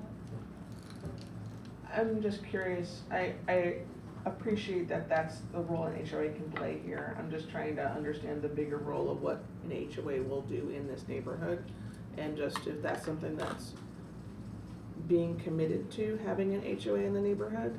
Just because that's another layer of administration and organization that the homeowners will be responsible for that, not every neighborhood, it's an extra layer of, especially if we're talking about people who have affordable housing, that's great. They may have a lot of other things committing their time to manage an HOA. So I'm just trying to understand at this stage, and this is a little bit separate from short-term rentals. I don't need to talk about it now, but just that's what I'm thinking about of Yeah. trying to connect the dots. So in Ally's, in Flintlock's Excel sheet that included like the target pricing that was based on comps and, your monthly payments and that kind of thing, she did include an HOA fee just to get that established. There are 2 common buildings on the plan that are like, I think one is a bike storage, it's bike-friendly neighborhood, so things like that would need maintenance. So it was a nominal cost, it was certainly not a lot. You but- don't want to push that back onto the city. Yeah. No. Mowing the lawn also in the common. It's just that there's one thing about kind of overseeing a bike shed, another thing about looking out for short-term rentals and manage, kind of, I'm just saying. Part of the covenants and restrictions. And, Well, and that will be up to the private neighborhood to enforce, like covenants and Okay. restrictions are not Yeah. enforced by the. And it's recorded, and it's part of their deed, so Okay. they don't really have a choice. Now, you're right, it may have to be policed, but it's not, it's not a question. there's multiple homeowners associations that people don't even think about that exist. that- Like ours. Yeah. We just have a party once a Okay. year. Yeah. That's fine, it just was not something that had been previously Big discussed in miss it if my you didn't. experience, so I just was wondering. And It- I don't there's think we. not a big role that is being played by any HOA, but those two parking areas and Well, there's some discussions with, ongoing with like CPU, because there's stormwater Yeah, and stormwater. things like that, and gas and different things, and we, or, not gas. No. Grass, not gas, Okay. and different things, and how that might be done, and so, there's gonna be discussions on how that's going to work out. Stuff that has And to be it- managed and paid for. And it could be that at least while the development's going on, maybe even the RDC is member of it, because we're owning some of the lots. We will be. Project's Yeah. complete, We will be, yeah. because Until the we'll have project's lots. complete, Right, so you or it's have over lots, 50%. so Yep. You We- can, We are the homeowners. you can So help. we will be a participant probably in drafting the CNRs. Right, And we should learn from our past mistakes in that we need to create it, if we're creating it from the Right up front, beginning yes. and not wait until the end. That's what we saw with Evergreen Village. Yeah, that was a Okay. disaster. yeah, so see, and then what's gonna, really nice is we've got a lot of experience that when we're drafting them, it's just not, hey, I've created my own neighborhood for the first time. We've got the hand department being able to say, ooh, these things have been problems. Let's be upfront, we got Anna, she's done it before. So, Okay, 7. So we're fortunate to have that experience between you two. The RDC authorizes the Redevelopment Commission Executive Director Anna Killian Hansen on her, or her designee to present this resolution in whole or in part, in physical form, electronic form, or orally as the circumstances warrant to the City of Bloomington Common Council at any given time or place following this resolution's adoption, including but not limited to at the Common Council's regular meeting to be held on May 6, 2026, in the council chambers at Bloomington City Hall. Generally, I've been the one at the meetings, so I am happy to relinquish this duty if one of you would rather do it. I think for consistency, I appreciate it. I'm happy to join you at the meeting. I'm just saying, for consistency, thank you for doing that, so. We'll send you flowers. I think 7 needs to be in there because I do recall a council person or two asking whether or not this was your opinion or did you have the support of the RDC, so. Yeah. I think it's actually, at first I thought, why do we need that? And then I remembered the comments. I thought, well, now I remember why. But I don't know why number 8 needs to be there. I don't know, I put it in everywhere because. You love to knows just what write. comes in. Catch I all. can try. You wanna take it out? It gives the, I- it gives I the don't- rest of us That a way chance to do just- something they'll if come back we need and- to. I don't know. If it serves a purpose, I'm fine, but didn't know what it was. Okay. I think we're good to go on that. So we've got a final document that's been modified with the changes that we've talked about tonight, correct? Yeah, it will be added to the minutes. We'll get it online as well and an adjusted agenda, and then any members of the public that are interested in obtaining a copy can get mine too. And you'll need to get that to us tomorrow for signature. Either Tammy or Christina will be docu-signing that over to you. I already sent one to you. Could you put 8 back in? Because Pictures. sometimes there are things that may come up that it's a catch-all in case something comes up. Margie and I discussed that, and we're trying to get that into resolutions, just to make sure that something doesn't come up that we can't deal with. Okay? Okay, so we have thoroughly discussed resolution number 6/2032. I will open it for public comment. I realize it's not in the packet, but you've heard us discuss it. If you have questions, or comments. I'm sorry? It's not a public hearing.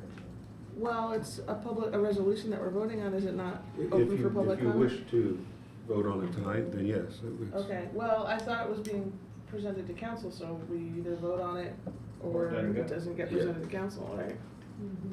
Okay, Yeah. so anyway, I mean, we can decide if we don't wanna move it forward, but again, for the purposes of a public meeting at which we're discussing something that the RDC would vote on, I was assuming that it would be open to public comment, at least inviting them. Yes, if you intend to vote on it, you can open it to public. Okay, and again, council or RDC members may decide that we discussed it, but maybe it's not ready to move forward, but I'm just going through the steps here, so. Any public comment, either in person or online, on the resolution we just discussed, resolution 2632? Not seeing any, I will invite a motion. Again, that's just presented before us. We've talked about the sensitivity of it. If the RDC would like to move it forward, this is the opportunity to either offer a motion second or not. I'll offer a motion. I move that we approve Resolution 26-32 as amended tonight. Second. We've got a first and a second. All in favor say aye. Aye. Any opposed? Nay. Nay. I don't think they have, I like this wordsmithing. I think everybody did a great job. With the election being tomorrow and only giving the council one day, it concerns me that we might get pushed forward or farther on Wednesday. Not just giving the council. Well, I think the one thing though is that this really does give us the authorization to speak on your behalf if you're not there, because you're in agreement for what it's I saying. agree with that. I Yeah. just, it's that, if election wasn't tomorrow, where the city's staff is off. Silly city. Well, and in terms of process, we've just voted, Right, so we're done. Yeah. so we're done. Yep. Okay, so my understanding is we have one more item of business tonight, and that is a memo that's in proposed form for the RDC to consider. That's regarding the proposed land swap. Well, not directly. I mean, it's not directly related, that's kind of an overall. It's a response to at least that's how it's phrased. Again, we can, if there's another way we want to frame it, that's the purpose of our discussion now. Thank you for the hard copy. So I will offer to speak to this, at least as a start, just because my name's on it. But I will certainly invite staff and other commissioners, because I know John West contributed to this as well. Anyway, the point of this memorandum is, again, it's addressed to John Weikart, the chair of the Capital Improvement Board. It's labeled as from me, as on behalf as president of this RDC. And the subject is an RDC response to the proposed property swap between College Square and the south parcels, the parcels to the south of the convention center. And the goal of this memorandum, I could read the purpose, but I'll just say is that those are the members of the commission that were present at the April 20th meeting verbally responded, but we felt that a written response would be helpful to continue the conversation, just to clarify what the position is, what we're open to, what the role is, and that's why this memo exists. So I will just read the purpose as listed in the memo and then stop and invite, again, staff, or especially John, who shared comments that were the foundation for this memo to this. So this memo outlines the reasoning and considerations that informed the unanimous decision by the City of Bloomington Redevelopment Commission on April 20th, 2026 to decline the Capital Improvement Board CIB's proposed property swap involving the College Square property at West 4th Street and South College Avenue, also known as the Bunger and Robinson lot, and the 4 parcels at West 2nd and South College Avenue. Again, just the formal statement of the purpose in here. I'm gonna stop there, because again, there's lots of stuff in here. I can read it word for word, and I will as appropriate, so that at this public meeting it's clear what's in here, but I'm just gonna stop to invite either staff or especially, again, since John West was started this idea, to comment or otherwise weigh in. I'll comment quickly. I did initiate this, and what really caused me to start this was out of a little bit of frustration from what I perceive to be a disconnect with the public and with some of our elected officials as to what the RDC really does and what is our responsibilities. And after seeing some comments after our vote regarding the land swap, it was clear to me that there's just a lot of misinformation. So the pieces that I really focused on was the statutory role of the RDC and the 2025 priorities. Well, 2025 priorities, which is when this RDC started, those priorities are carried into 2026. That was the kind of the impetus behind my comments.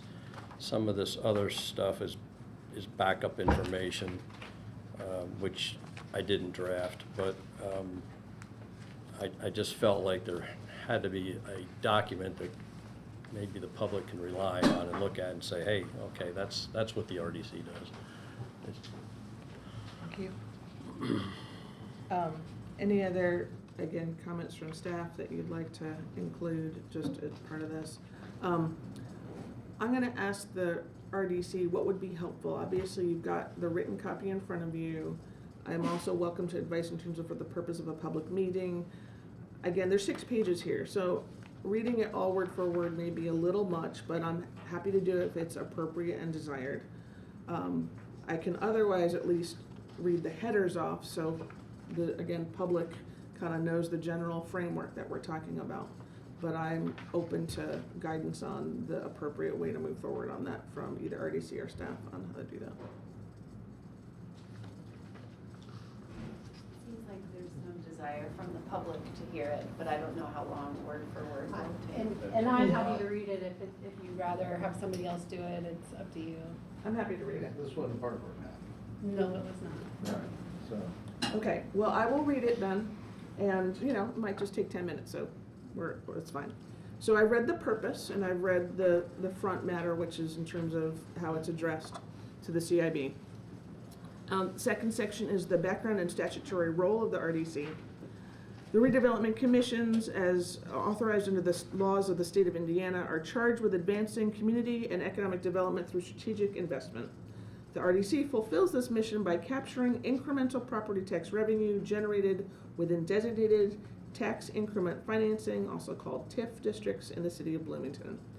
These funds are reinvested into critical public infrastructure, safety improvements, and site readiness efforts that catalyze private investment, support long-term economic growth, and strengthen existing neighborhoods.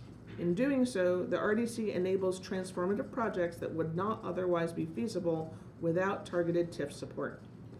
The RDC is not chartered to function as a commercial developer, building contractor, landlord, property manager, or land bank.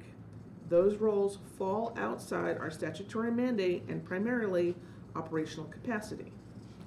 The 2025 priorities, which as John noted was based on the current RDC composition moving into 2026, but over the last 2 years, at the start of 2025, RDC established 2 primary objectives. 1, to advance inherited projects to move forward on Hopewell, the Mill Tech Park, and initiate work on Sudbury. And 2, manage the real estate portfolio, sell or otherwise put to productive use RDC-owned parcels that currently serve no clear purpose. The RDC's existing workload is manageable and can be funded at the current TIF levels, but the TIF fund is not a bottomless bank account. The next section, considerations regarding the proposed swap. When the CIB proposed exchanging College Square for the 4 parcels at West 2nd and South College Avenue, the RDC evaluated the proposal against both its financial position and its core objectives. Several factors weighed against acceptance. 1, financial terms were unfavorable. The exchange did not represent a sound financial opportunity for the RDC. The RDC fulfilled its statutory obligation by obtaining 2 independent appraisals of College Square, which averaged $7.59 million. No comparable appraisals, environmental assessments, or rent roll documentation were provided for the 4 West Second Street parcels at the time of the swap proposal, making a sound financial comparison impossible. 2, operational burden. The West Second Street buildings include contributing historic structures that would require coordination with the Historic Preservation Commission and potential demolition delay proceedings. Several buildings exhibit significant deferred maintenance, commercial tenants are departing, and residential leases are not being renewed. The RDC has no staff capacity, management infrastructure, nor statutory mandate to assume ongoing landlord responsibilities. Absent the capacity to actively manage, create a plan, and reinvest in these properties, transferring such responsibilities to the RDC would likely perpetuate or further exacerbate a pattern of deferred maintenance and building degradation that tenants have experienced under prior county ownership. 3rd, strategic misalignment. Accepting the parcels would have been a distraction from the RDC's objectives as described above. 4th, likely short-term outcome. Given the above, any RDC ownership of the parcels would likely have been temporary, making acceptance an inefficient use of RDC time and resources. A 30-day moratorium would not have been sufficient time to complete appraisals and environmental reviews for the southern parcels. 5th, financial burden on limited resources. The 4 CIB parcels would need to undergo due diligence, which has not been done to date, assistance to renters whose leases will terminate, securing and possible repair of structures, studies to determine the highest best use of the property, possible site remediation or preparation, and offering process. The RDC has committed itself to other projects and cannot add this additional project, and reasonably believes that all projects could be financed appropriately. And this is some of the background, a note on the history of the 4 parcels. Both the current custodian, the CIB, and the prior owners, Monroe County Commissioners, originally designated these parcels for convention center use or support services, a purpose funded by innkeeper's tax revenue. When the swap was proposed to the RDC, that designated use was set aside without explanation. The RDC believes the custodians of the innkeeper's tax deserve transparency on how these assets are ultimately deployed. Next section, the public offering supports convention center goals. The RDC's decision to move forward with a public offering for College Square is not a rejection of the convention center's goal of securing a host hotel. To the contrary, the CIB is expressly welcome to respond to the public offering on the same terms as any other party. The offering language specifically contemplates hotel proposals, and any respondent proposing a hotel would be required to obtain necessary CIB approvals as a condition of the offering, assuring alignment between the 2 bodies. Moving forward with the offering actually accelerates the timeline for resolution, creating more options rather than fewer. The RDC evaluates responses based on project quality and alignment with its economic development objectives. A compelling hotel proposal that serves the convention center's needs will receive serious consideration. Next section, the public offering lets the market determine value. The RDC's decision to pursue a public offering is not only procedurally appropriate, but it is the only method that allows the market to establish what College Square is actually worth. The appraisals set a floor, not a ceiling. The 2 independent appraisals establish the minimum the RDC will accept for College Square. A competitive process creates the conditions for the market to speak. Any response that exceeds the floor would be a direct benefit to the community. In the event that the offers are less, this is a true indication of the property's value for the type of economic development requested. Limitations of appraised value relative to RDC policy and council direction. The appraisals do not fully account for the RDC's policy objective to exclude student-oriented multifamily development, which typically represents the highest value use under an income-based valuation approach. As a result, the valuations may overstate market assumptions that are not aligned with the RDC's intended development outcomes. In May 2024, the City Council transmitted a letter signed by 8 of 9 members expressing a preference that the RDC recover the full acquisition cost of the parcels. While the Council does not have the statutory authority to impose this requirement, the RDC has taken this guidance into consideration in the interest of intergovernmental cooperation. Accordingly, failing to test the market and make a good faith effort to achieve that outcome would be inconsistent with the Council's stated direction. By contrast, a subsequent letter received in December 2025 indicated support for a land swap from only 3 council members, reflecting a position that did not constitute a majority and therefore lacks the same level of collective council endorsement. The proposed swap bypassed price discovery entirely. No market test was applied to the West 2nd Street parcels and none was proposed. Accepting the exchange would have required the RDC to assign value to those properties based on the CIB's framing rather than independent evidence. The public offering corrects for that. Transparency strengthens whatever outcome follows. If a hotel proposal ultimately prevails through open competition, its legitimacy is greater than if it had been awarded through a bilateral exchange conducted under time pressure. A competitive process protects all parties, including the CIB. Next section is RDC support for the convention center and host hotel. The RDC has been an active partner in the success of the Bloomington's Convention Center expansion. The RDC has consistently demonstrated this commitment over the last 2 years in several concrete ways.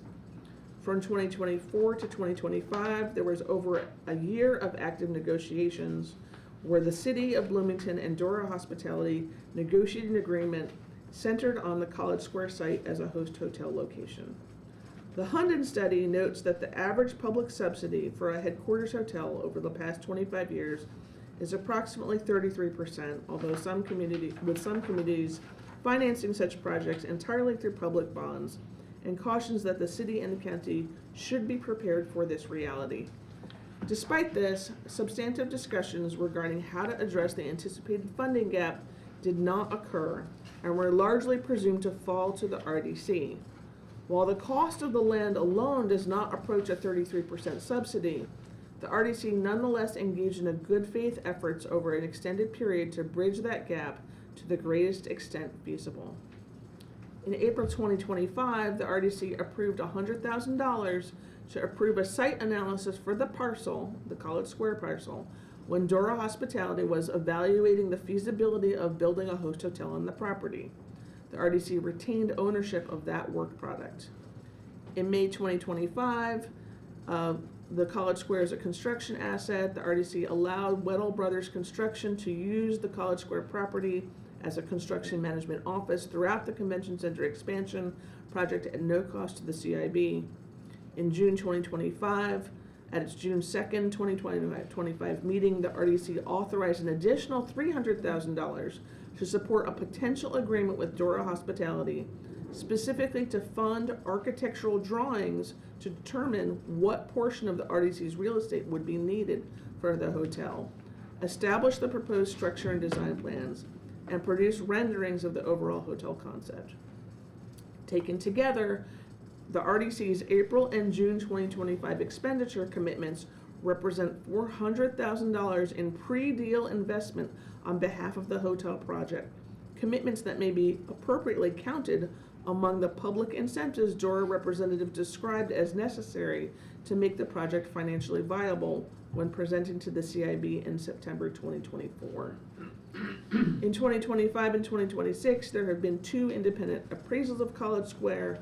Consistent with its statutory obligations and its commitment to fiscal transparency, the RDC commissioned 2 independent appraisals of College Square, one by first appraisal completed in March 2026 at a cost of $5,000, and one by Michael C. Lady Advisors completed in May 9th, 2025 for a cost of $39.50. The average of these 2 appraisals, $7.59 million, became the minimum offering price for the public offering now underway.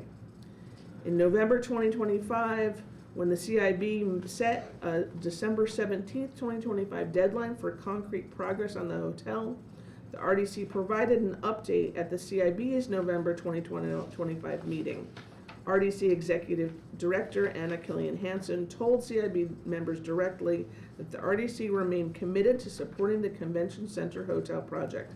She also described the funding challenge candidly, noting, despite offering a significant contribution, a very large funding gap does still exist.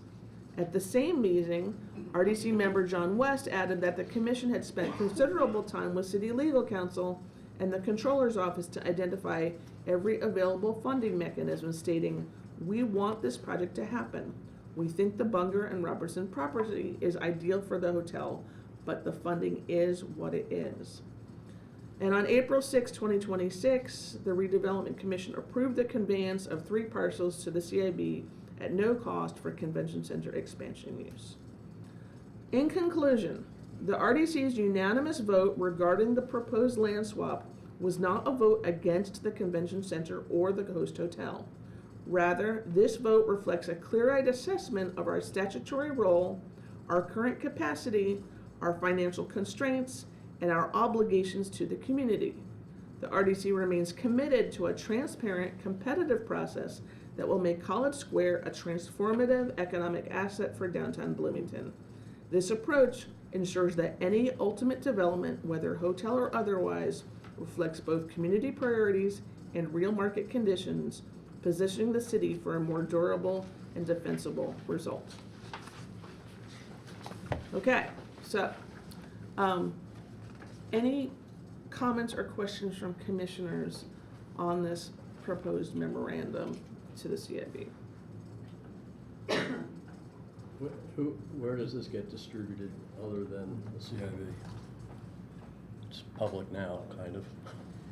I imagine you could probably respond to the exact same group that sent us Mr. Wycard's request for the swap, which included the common council, the county commissioners, the mayor, so.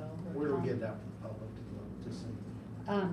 We most certainly can do whatever you'd like. We can add it to our meeting folder online so that it can be accessed once you guys approve, if you approve to adopt it or issue it.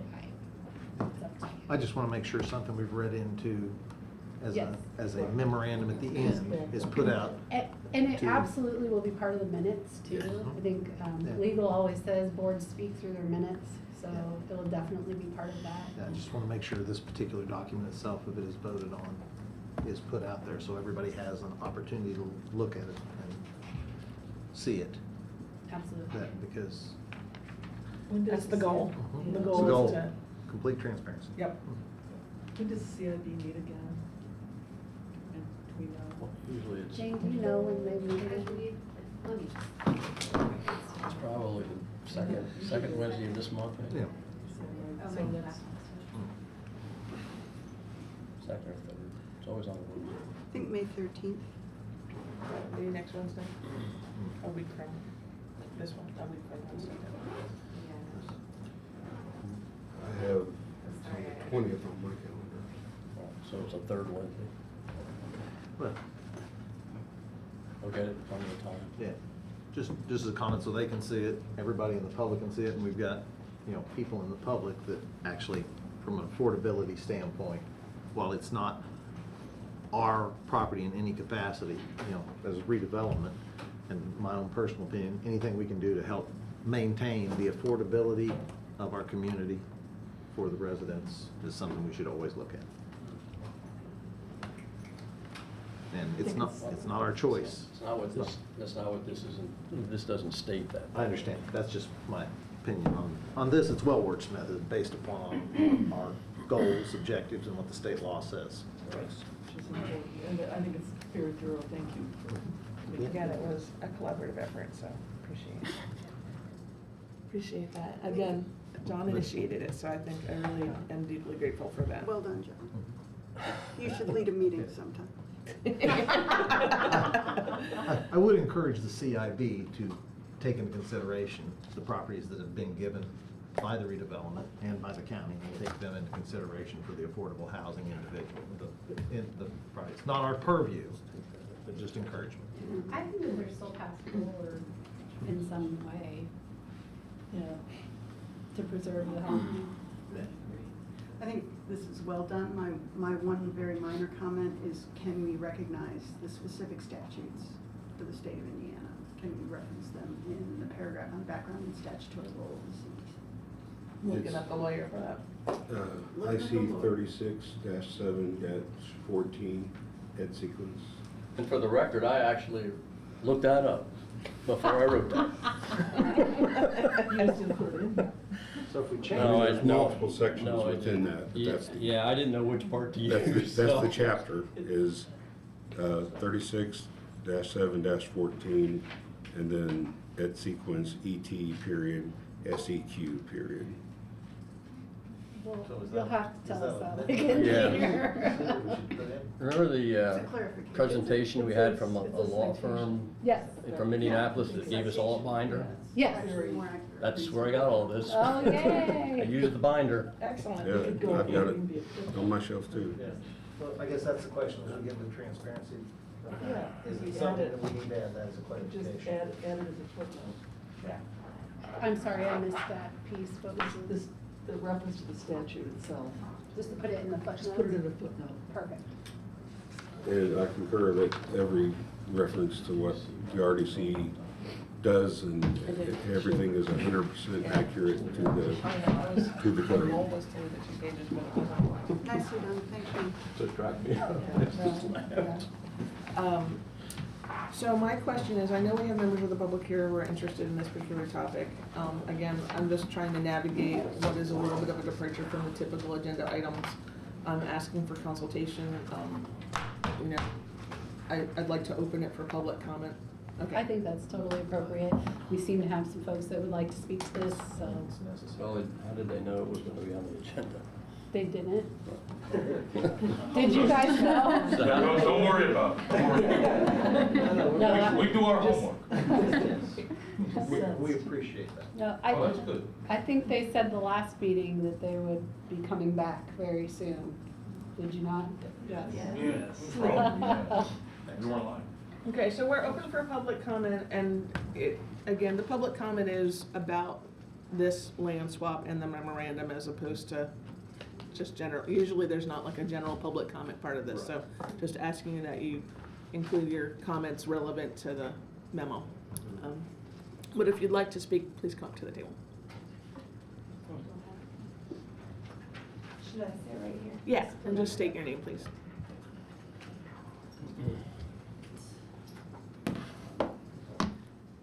All right, so my name is Amber Core, and I'm a representative of Homes for All.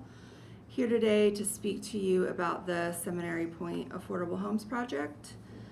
We are here to ask this commission to keep the land swap negotiations alive with the CIB. It is our understanding that the Indiana Redevelopment Commissions in general have the full capacity to grant property to community development corporations when certain property is deemed appropriate for providing low or moderate income housing.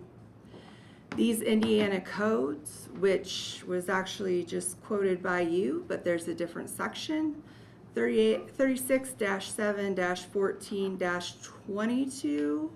36-7-14-22.2, sales or grant of real property to urban enterprises association or community develop corporation procedure. These Indiana codes grant RDCs powers beyond the standard property transfer process to offer land to CDCs for the purpose of developing affordable housing.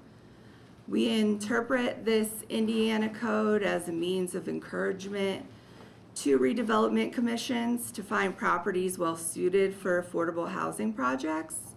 Projects just like Seminary Point, a property where super affordable apartments already exist. Homes for All has finalized a partnership with a qualified community development corporation, which will serve as our land grant recipient. We are also finalizing a formal proposal for Seminary Point with a 5-year development timeline and funding plan. We are open to hearing all potential solutions the RDC may put forth on saving the Seminary Point block from destruction and on preserving the super affordable apartments for the Bloomington residents who call it home.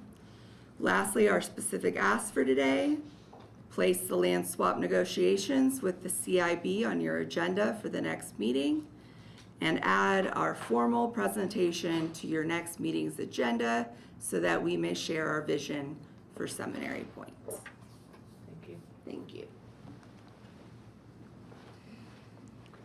Anybody else for public comment? Yes, I am Bryce Green. I am a representative of DSA, Democratic Socialist, and in partnership with Homes for All. Also on this affordable housing project in Seminary Point. To the point of the memo, it seems to be written in response to something that the activists were not asking for. Like they were never asking for the RDC to become a developer, to become a landlord, become like a source of finance. They were asking, as Amber mentioned, for the RDC to facilitate the transfer from the CIB, which is currently bound by the rules of the innkeeper's tax, to the from the RDC to the from the CIB to the RDC. But that would not be a hot potato that the RDC would have. It would be then transferred to a community land trust, which is perfectly within the statutory power of the RDC. And one of the hangups on this seems to be this question of the relative value of Seminary Point and College Square. We've been talking with numerous city council members, some already and some in the future, about this question, and most of them that we've talked to, maybe not a majority yet, are totally in favor of the land swap if this is for affordable housing, if this is to preserve these Seminary Point apartments, which I must reiterate include 29 units that are super affordable. It seems to me that given that we are all in a housing crisis and we all understand that, preserving that housing that can be used for our most vulnerable people should be a higher priority than the Hopewell development, which is, I'm not going to be able to afford a house at Hopewell. I mean, it's not even on my radar. And we actually had a meeting with Mayor Thompson on Friday about this very issue. And she raised some of the same concerns that you all raised about the RDC being not a developer and about the limited funds that the city has at its disposal. That's all understandable. But when we explained that we actually have a plan for how to transfer this property from the RDC to a community land trust, we've been talking with sources of financing. We've been talking about getting professional assessments about what it would take to bring these buildings to a livable standard. Which buildings are not able to be brought up that way, and what we should do about that. We have been working on this. This isn't something that we are omitting. This is part of the plan that we hope that you guys would help facilitate. So we're not asking for more of your time beyond being an intermediary in between the CIB and people who are committed to and dedicated to preserving affordable housing. That's all we're asking for. And our understanding of the law is that this is perfectly within the statutory authority of the RDC. The only thing that we're working on trying to get a written acknowledgement of is for the city council to say that we do not, that they don't necessarily hold to their requests that you recoup the full value of College Square if the property is going to be used as a way to preserve affordable housing.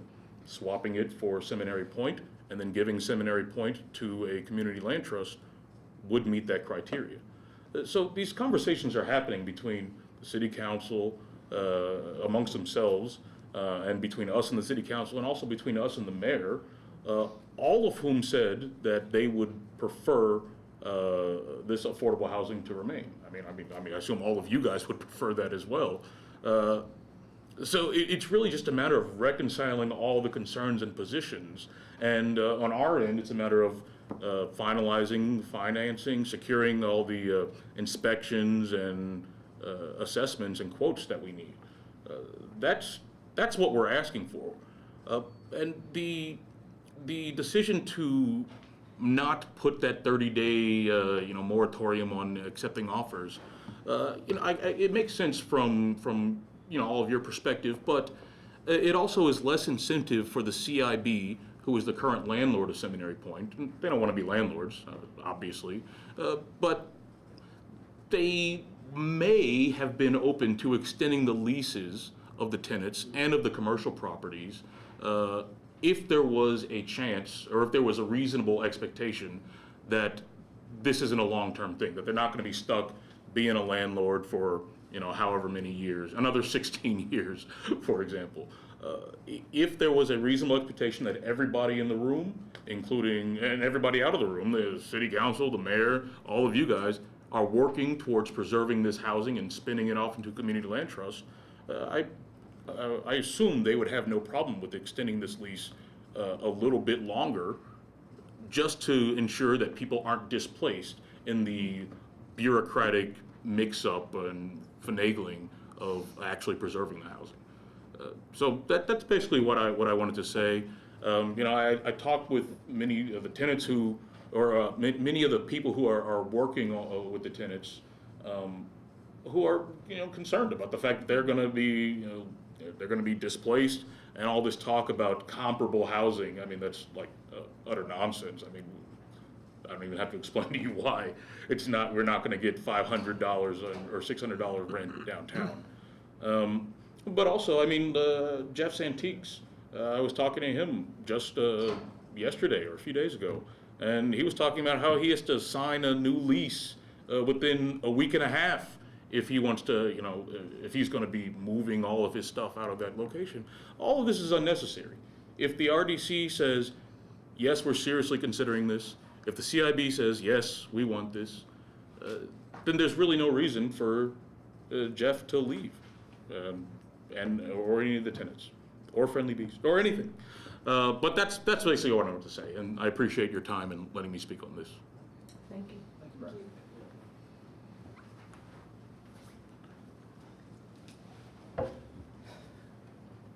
Hello, my name's Barry Herbers. Thank you for letting us do this sort of impromptu. I appreciate it.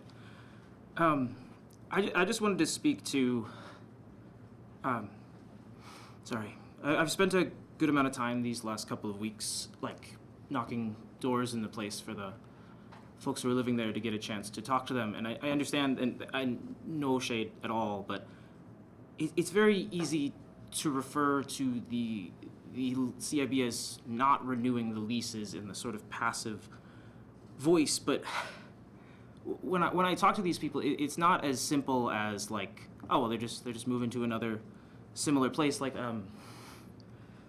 knocked on the door the other day with one of our colleagues here, and I waited a moment, then I knocked again just to make sure, and then a very, very, very sleepy-eyed young man who kind of reminded me of myself opened the door, and he basically he was very tired because he works third shift, he said, and at first he was really hesitant to talk, but then when we told him that we were hoping to help the place out, he actually just started just talking, and he had so much to say, and the main thing was that he went to their open house, the one the county recommended. I know that's not you guys, that's not your fault, and this is not your fault, and he said that, yeah, it was pointless. They had nothing in the same price range in remotely the same area like they said they would, and now he's gonna move in with his mother because she's also having trouble affording rent, and they're gonna move out of downtown, and that's the best that he can find for himself, and he's not sure what to do.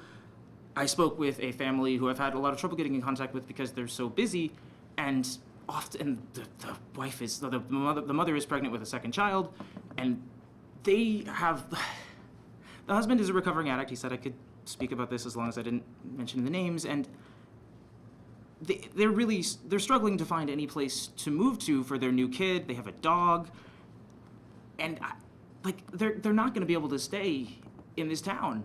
I understand that it's not like you're going to see the population decline or whatever, but we're pushing out an entire class of people. It's the working class of people, and I know that's not your fault. That's not you didn't like instigate this, but you do have like an opportunity to help us to solve this problem with the community land trusts and the financiers we've been talking to, and it doesn't take being a landlord, and I understand that you're using the best information you have. We're all just trying to figure this out here, and I really think you should consider doing it because it's the right thing to do, and I appreciate your time. Thank you. Thank you.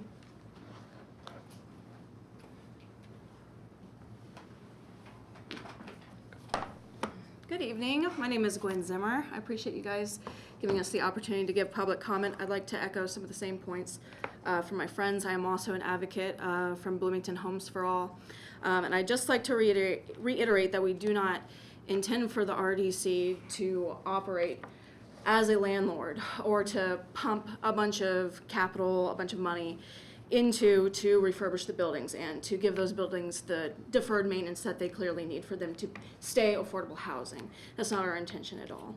I would just like to reiterate that we have a formal relationship with an existing community land trust that has formally, with their board in a meeting, agreed to be willing to take on that property as a project to establish a cooperative living arrangement for the tenants who want to stay, who don't have alternative plans already locked in, as well as new people who we want to bring in and have that affordable housing as an opportunity for different people coming in to the city or looking for better options for themselves.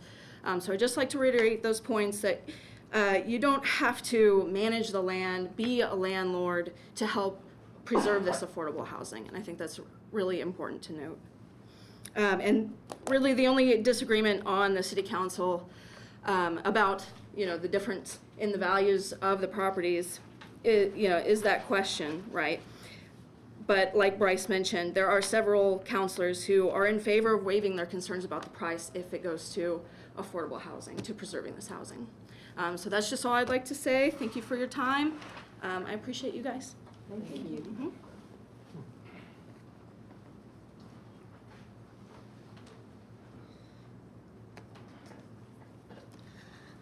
Hey everyone, my name is Matthew. I fully agree with what everyone else said, and that is absolutely our plan. We talked to John after the meeting, and we kind of told you a little bit about this. That again, our intention is not to make you all a landlord. Like we know that that's not the role. So yeah, to continue to pursue a land swap or an adjacent plan with the CIB to save Seminary Point, a place where affordable housing, residents, and flourishing businesses commune in a very historic part of Bloomington. Yeah, at maybe y'all know already, but at the city council meeting, unprompted, like nobody even mentioned this, but 5 of the city council members explicitly mentioned how they're in favor of a land swap. And a couple of them even mentioned like a disappointment with the decision that y'all made about that this is what I'm kind of referencing, sorry. And explicitly mention that the RDC should pursue negotiations with the CIB, should continue the conversation, should be actively working to create a win-win. And this land, and like we said, like this land would never even have to touch the RDC's hands potentially, right? There's a world where you could give the CIB the land or a portion of it, and the CIB transfers the land to the partner that we were talking about that has already agreed that they already are managing affordable housing, and they have already agreed to take over this land, and they're doing so incredibly well already in Bloomington. So it's not like we're trying to reinvent the wheel with something like this either. Also, I just want to clarify, like Homes for All, we want to be an active player, and I think we are already into this situation that we're finding ourselves in. And I hope that you guys can kind of see us as participants in this. Like really, I've mentioned that this prior, but we really have an incredible plan for Seminary Point. We're pulling on evidence-based models from other cities that have used a multi-stakeholder cooperative model where both businesses and affordable housing residents have gotten successful financing and to create and build what has then become a hotspot in their town. Specifically in Traverse City in Michigan is like one example of this, of having done this. We're actively meeting with city councilors, city leaders, housing leaders, funders, financiers, even with the mayor, like Bryce said. And there's a lot of excitement about this plan, and I think a lot of them are honestly expecting that we will meet with you to tell you about our plan, to show you kind of what we're thinking through.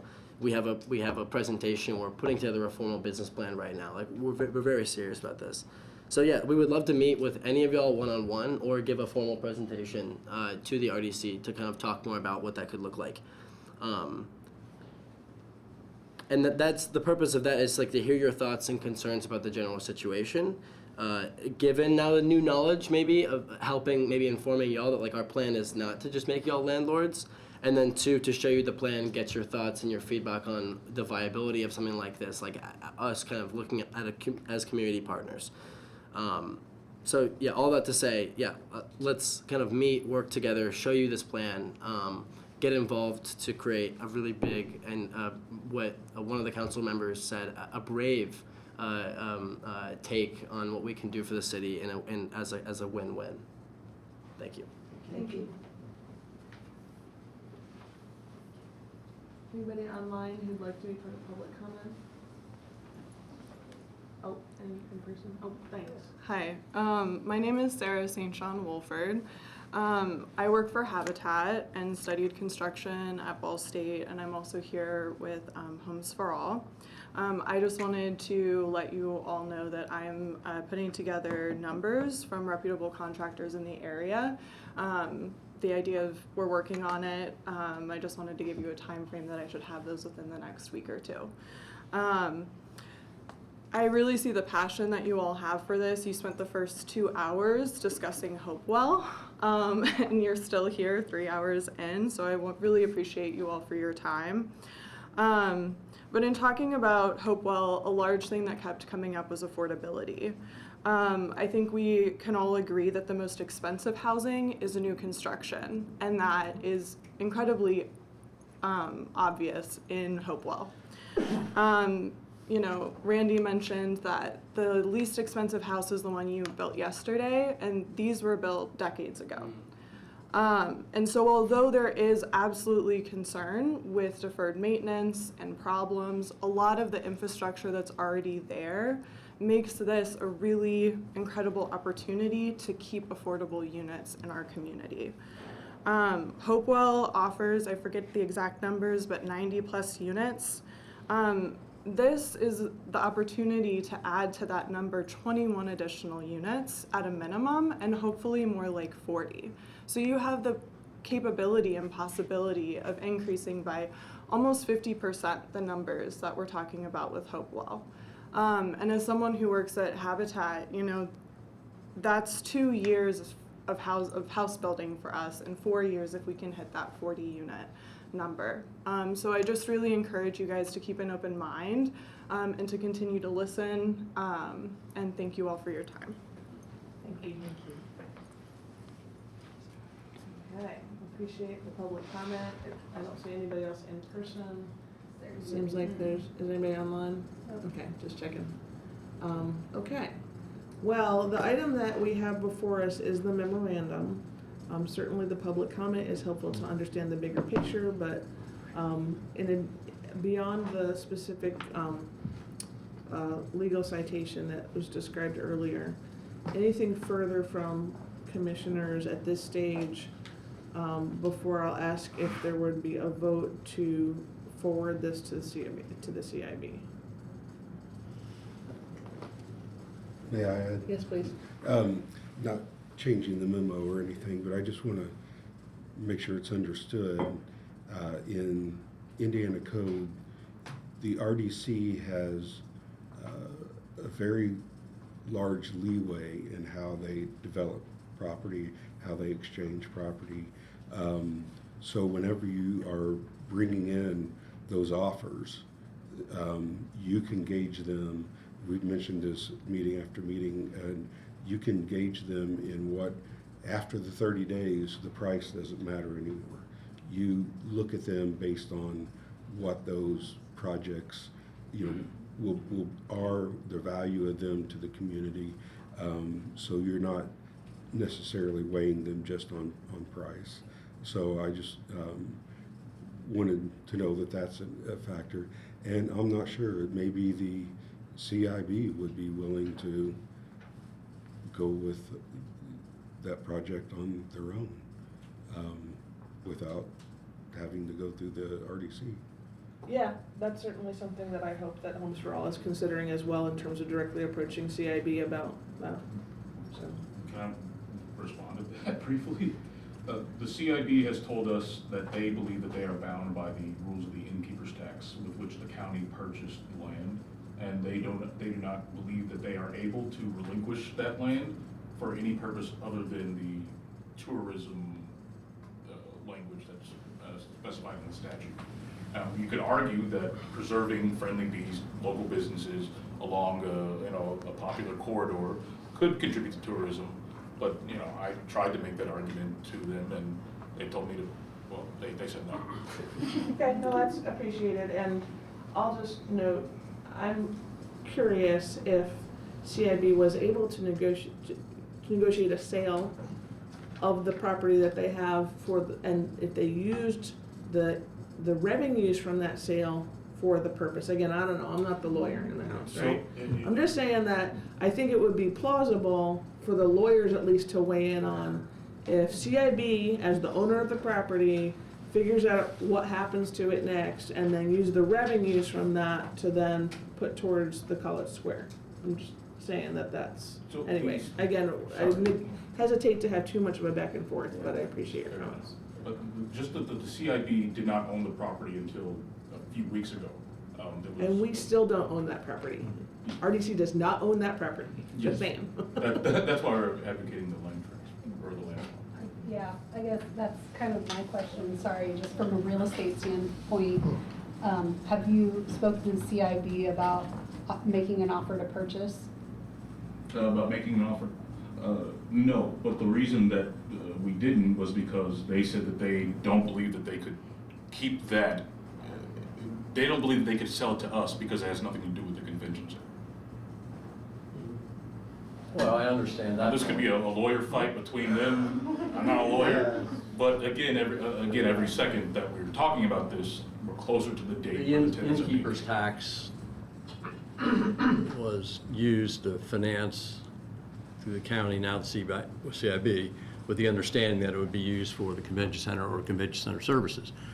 Nothing says that that wouldn't apply to us if we stepped in tomorrow. Correct. So that doesn't go away. So I'm not sure how we necessarily would solve that problem. But getting back to the memorandum, which is where we are with the memorandum, regardless of what, and this is my opinion, regardless of what we might try to do, you folks have certainly stimulated some thought, and you've brought up one piece of information that wasn't available to us last time you spoke, and that's the CDC piece. If they're truly the end owner. But that doesn't change the fact that I think this memorandum has to go out. Because at the end of the day, my intention when I started this was to talk about RDC's responsibilities in everything we do in the community. It's gotten drafted as something specific to the CIB's offer, and that's what stimulated all the conversation. But at the end of the day, I think that there's a lot of important information that the community needs to know, and some elected officials need to know, as to what we do, what we're all about, and what the money gets spent on. And so therefore, I'd like to see the memorandum pushed forward. That does not mean that we can't have conversations about other things, but I'm speaking just to this memorandum. Okay, so, would you like to rephrase that as a motion? I'm just inviting you. You wanted me to, I'm sure there's somebody else that wants to speak up, so do I want to make that motion, or do I want to wait until Someone else to make the somebody motion? else? No, somebody else to speak. Okay. Well, I do want to make sure that all comments have been heard among RDC before we I open agree. it for the motion, so. Yeah, that's why I wanted. Yeah. My comment is directly to the Housing for All and the individuals, and I want to thank you for coming out when you didn't even know what was being discussed. So, since you're here and the transparency is going to be, I applaud you for your efforts accordingly. We are in a little bit of a situation because we don't own the property. The CIB owns it, And the best I could ask for anybody involved, either with the CIB or any of that nature, is to be able to extend leases while there's time for discussion. There are 2 RFPs that are out right now for the College Square property and also for the property that you occupy in Seminary Point. Is that what we're calling? I want to verify that. And the other parcels that were given by the RDC to the CIB for the host hotel or whatever they choose to do with it. So the discussion at this present moment, we're happy to have dialogue to help redevelop the community and hit the affordable housing that we all want. And the advocacy that you're providing helps get those discussions. But right now, there's 2 separate RFPs that are out, and your official landlord would be the CIB.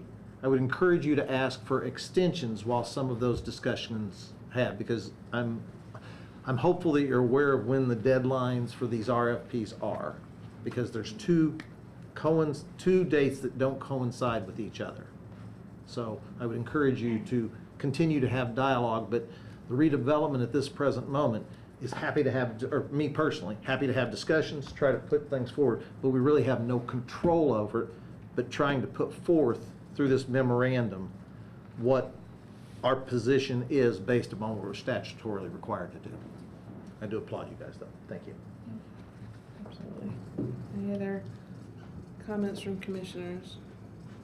No, I will just also extend my thanks to all of you. I learned a lot here tonight. I appreciate the work you're doing. I think it's super important for Bloomington, and I hope we can find a path forward.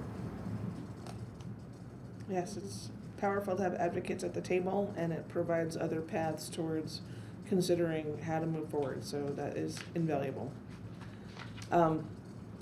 With that said, for the memorandum that's on the table, literally as well as figuratively, I'm gonna invite a motion to approve sending this memo to the CIB And with the annotation as indicated, the legal citation. yeah, and also are you going to expand that? All right, I'll make the motion.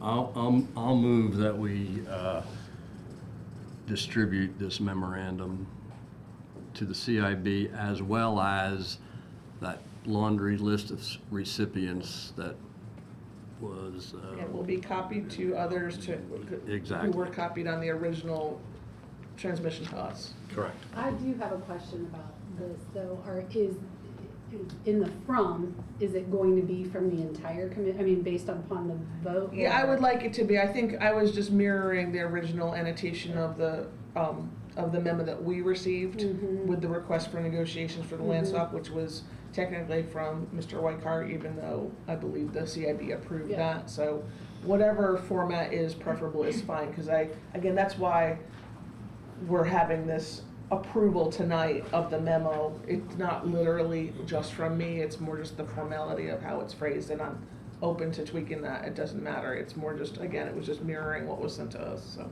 So the members that vote to approve it would also have their name on it, or would it be collectively from the redevelopment? Whatever the commissioners would like to do. I think that just needs to be clarified in your vote. Just make it collective, it's easier. Assuming it passes, I would think you on behalf of the RDC or something like that would be sufficient. Okay. Would you rather all of our names were attached to it? I'm welcome to have your names attached, but again, I feel like, again, our vote tonight is representing that, so whatever people want is fine. I don't have You a. just can't make You it could collective. put approved, Right. 5-0 or whatever you want to do as well. That makes sense. Put the vote tally on there. Just put the vote tally on. Okay. Okay, I made a motion. Did it get a second? Okay, we have a first and a second. All in favor say aye. Aye. Any opposed? Passes unanimously. Thank you for your thoughtful discussion about the memorandum. We will get the final tweaks that we just discussed as amended into that and transmit it, both attach it to the minutes, attach it to the public packet from today, and then send it out to the CIB. Can we attach it to the public packet so people would have access to it immediately? Yeah, absolutely. Thank you. Great, okay, I believe, is there any other business for tonight? Just, I move we adjourn. oh, there you go.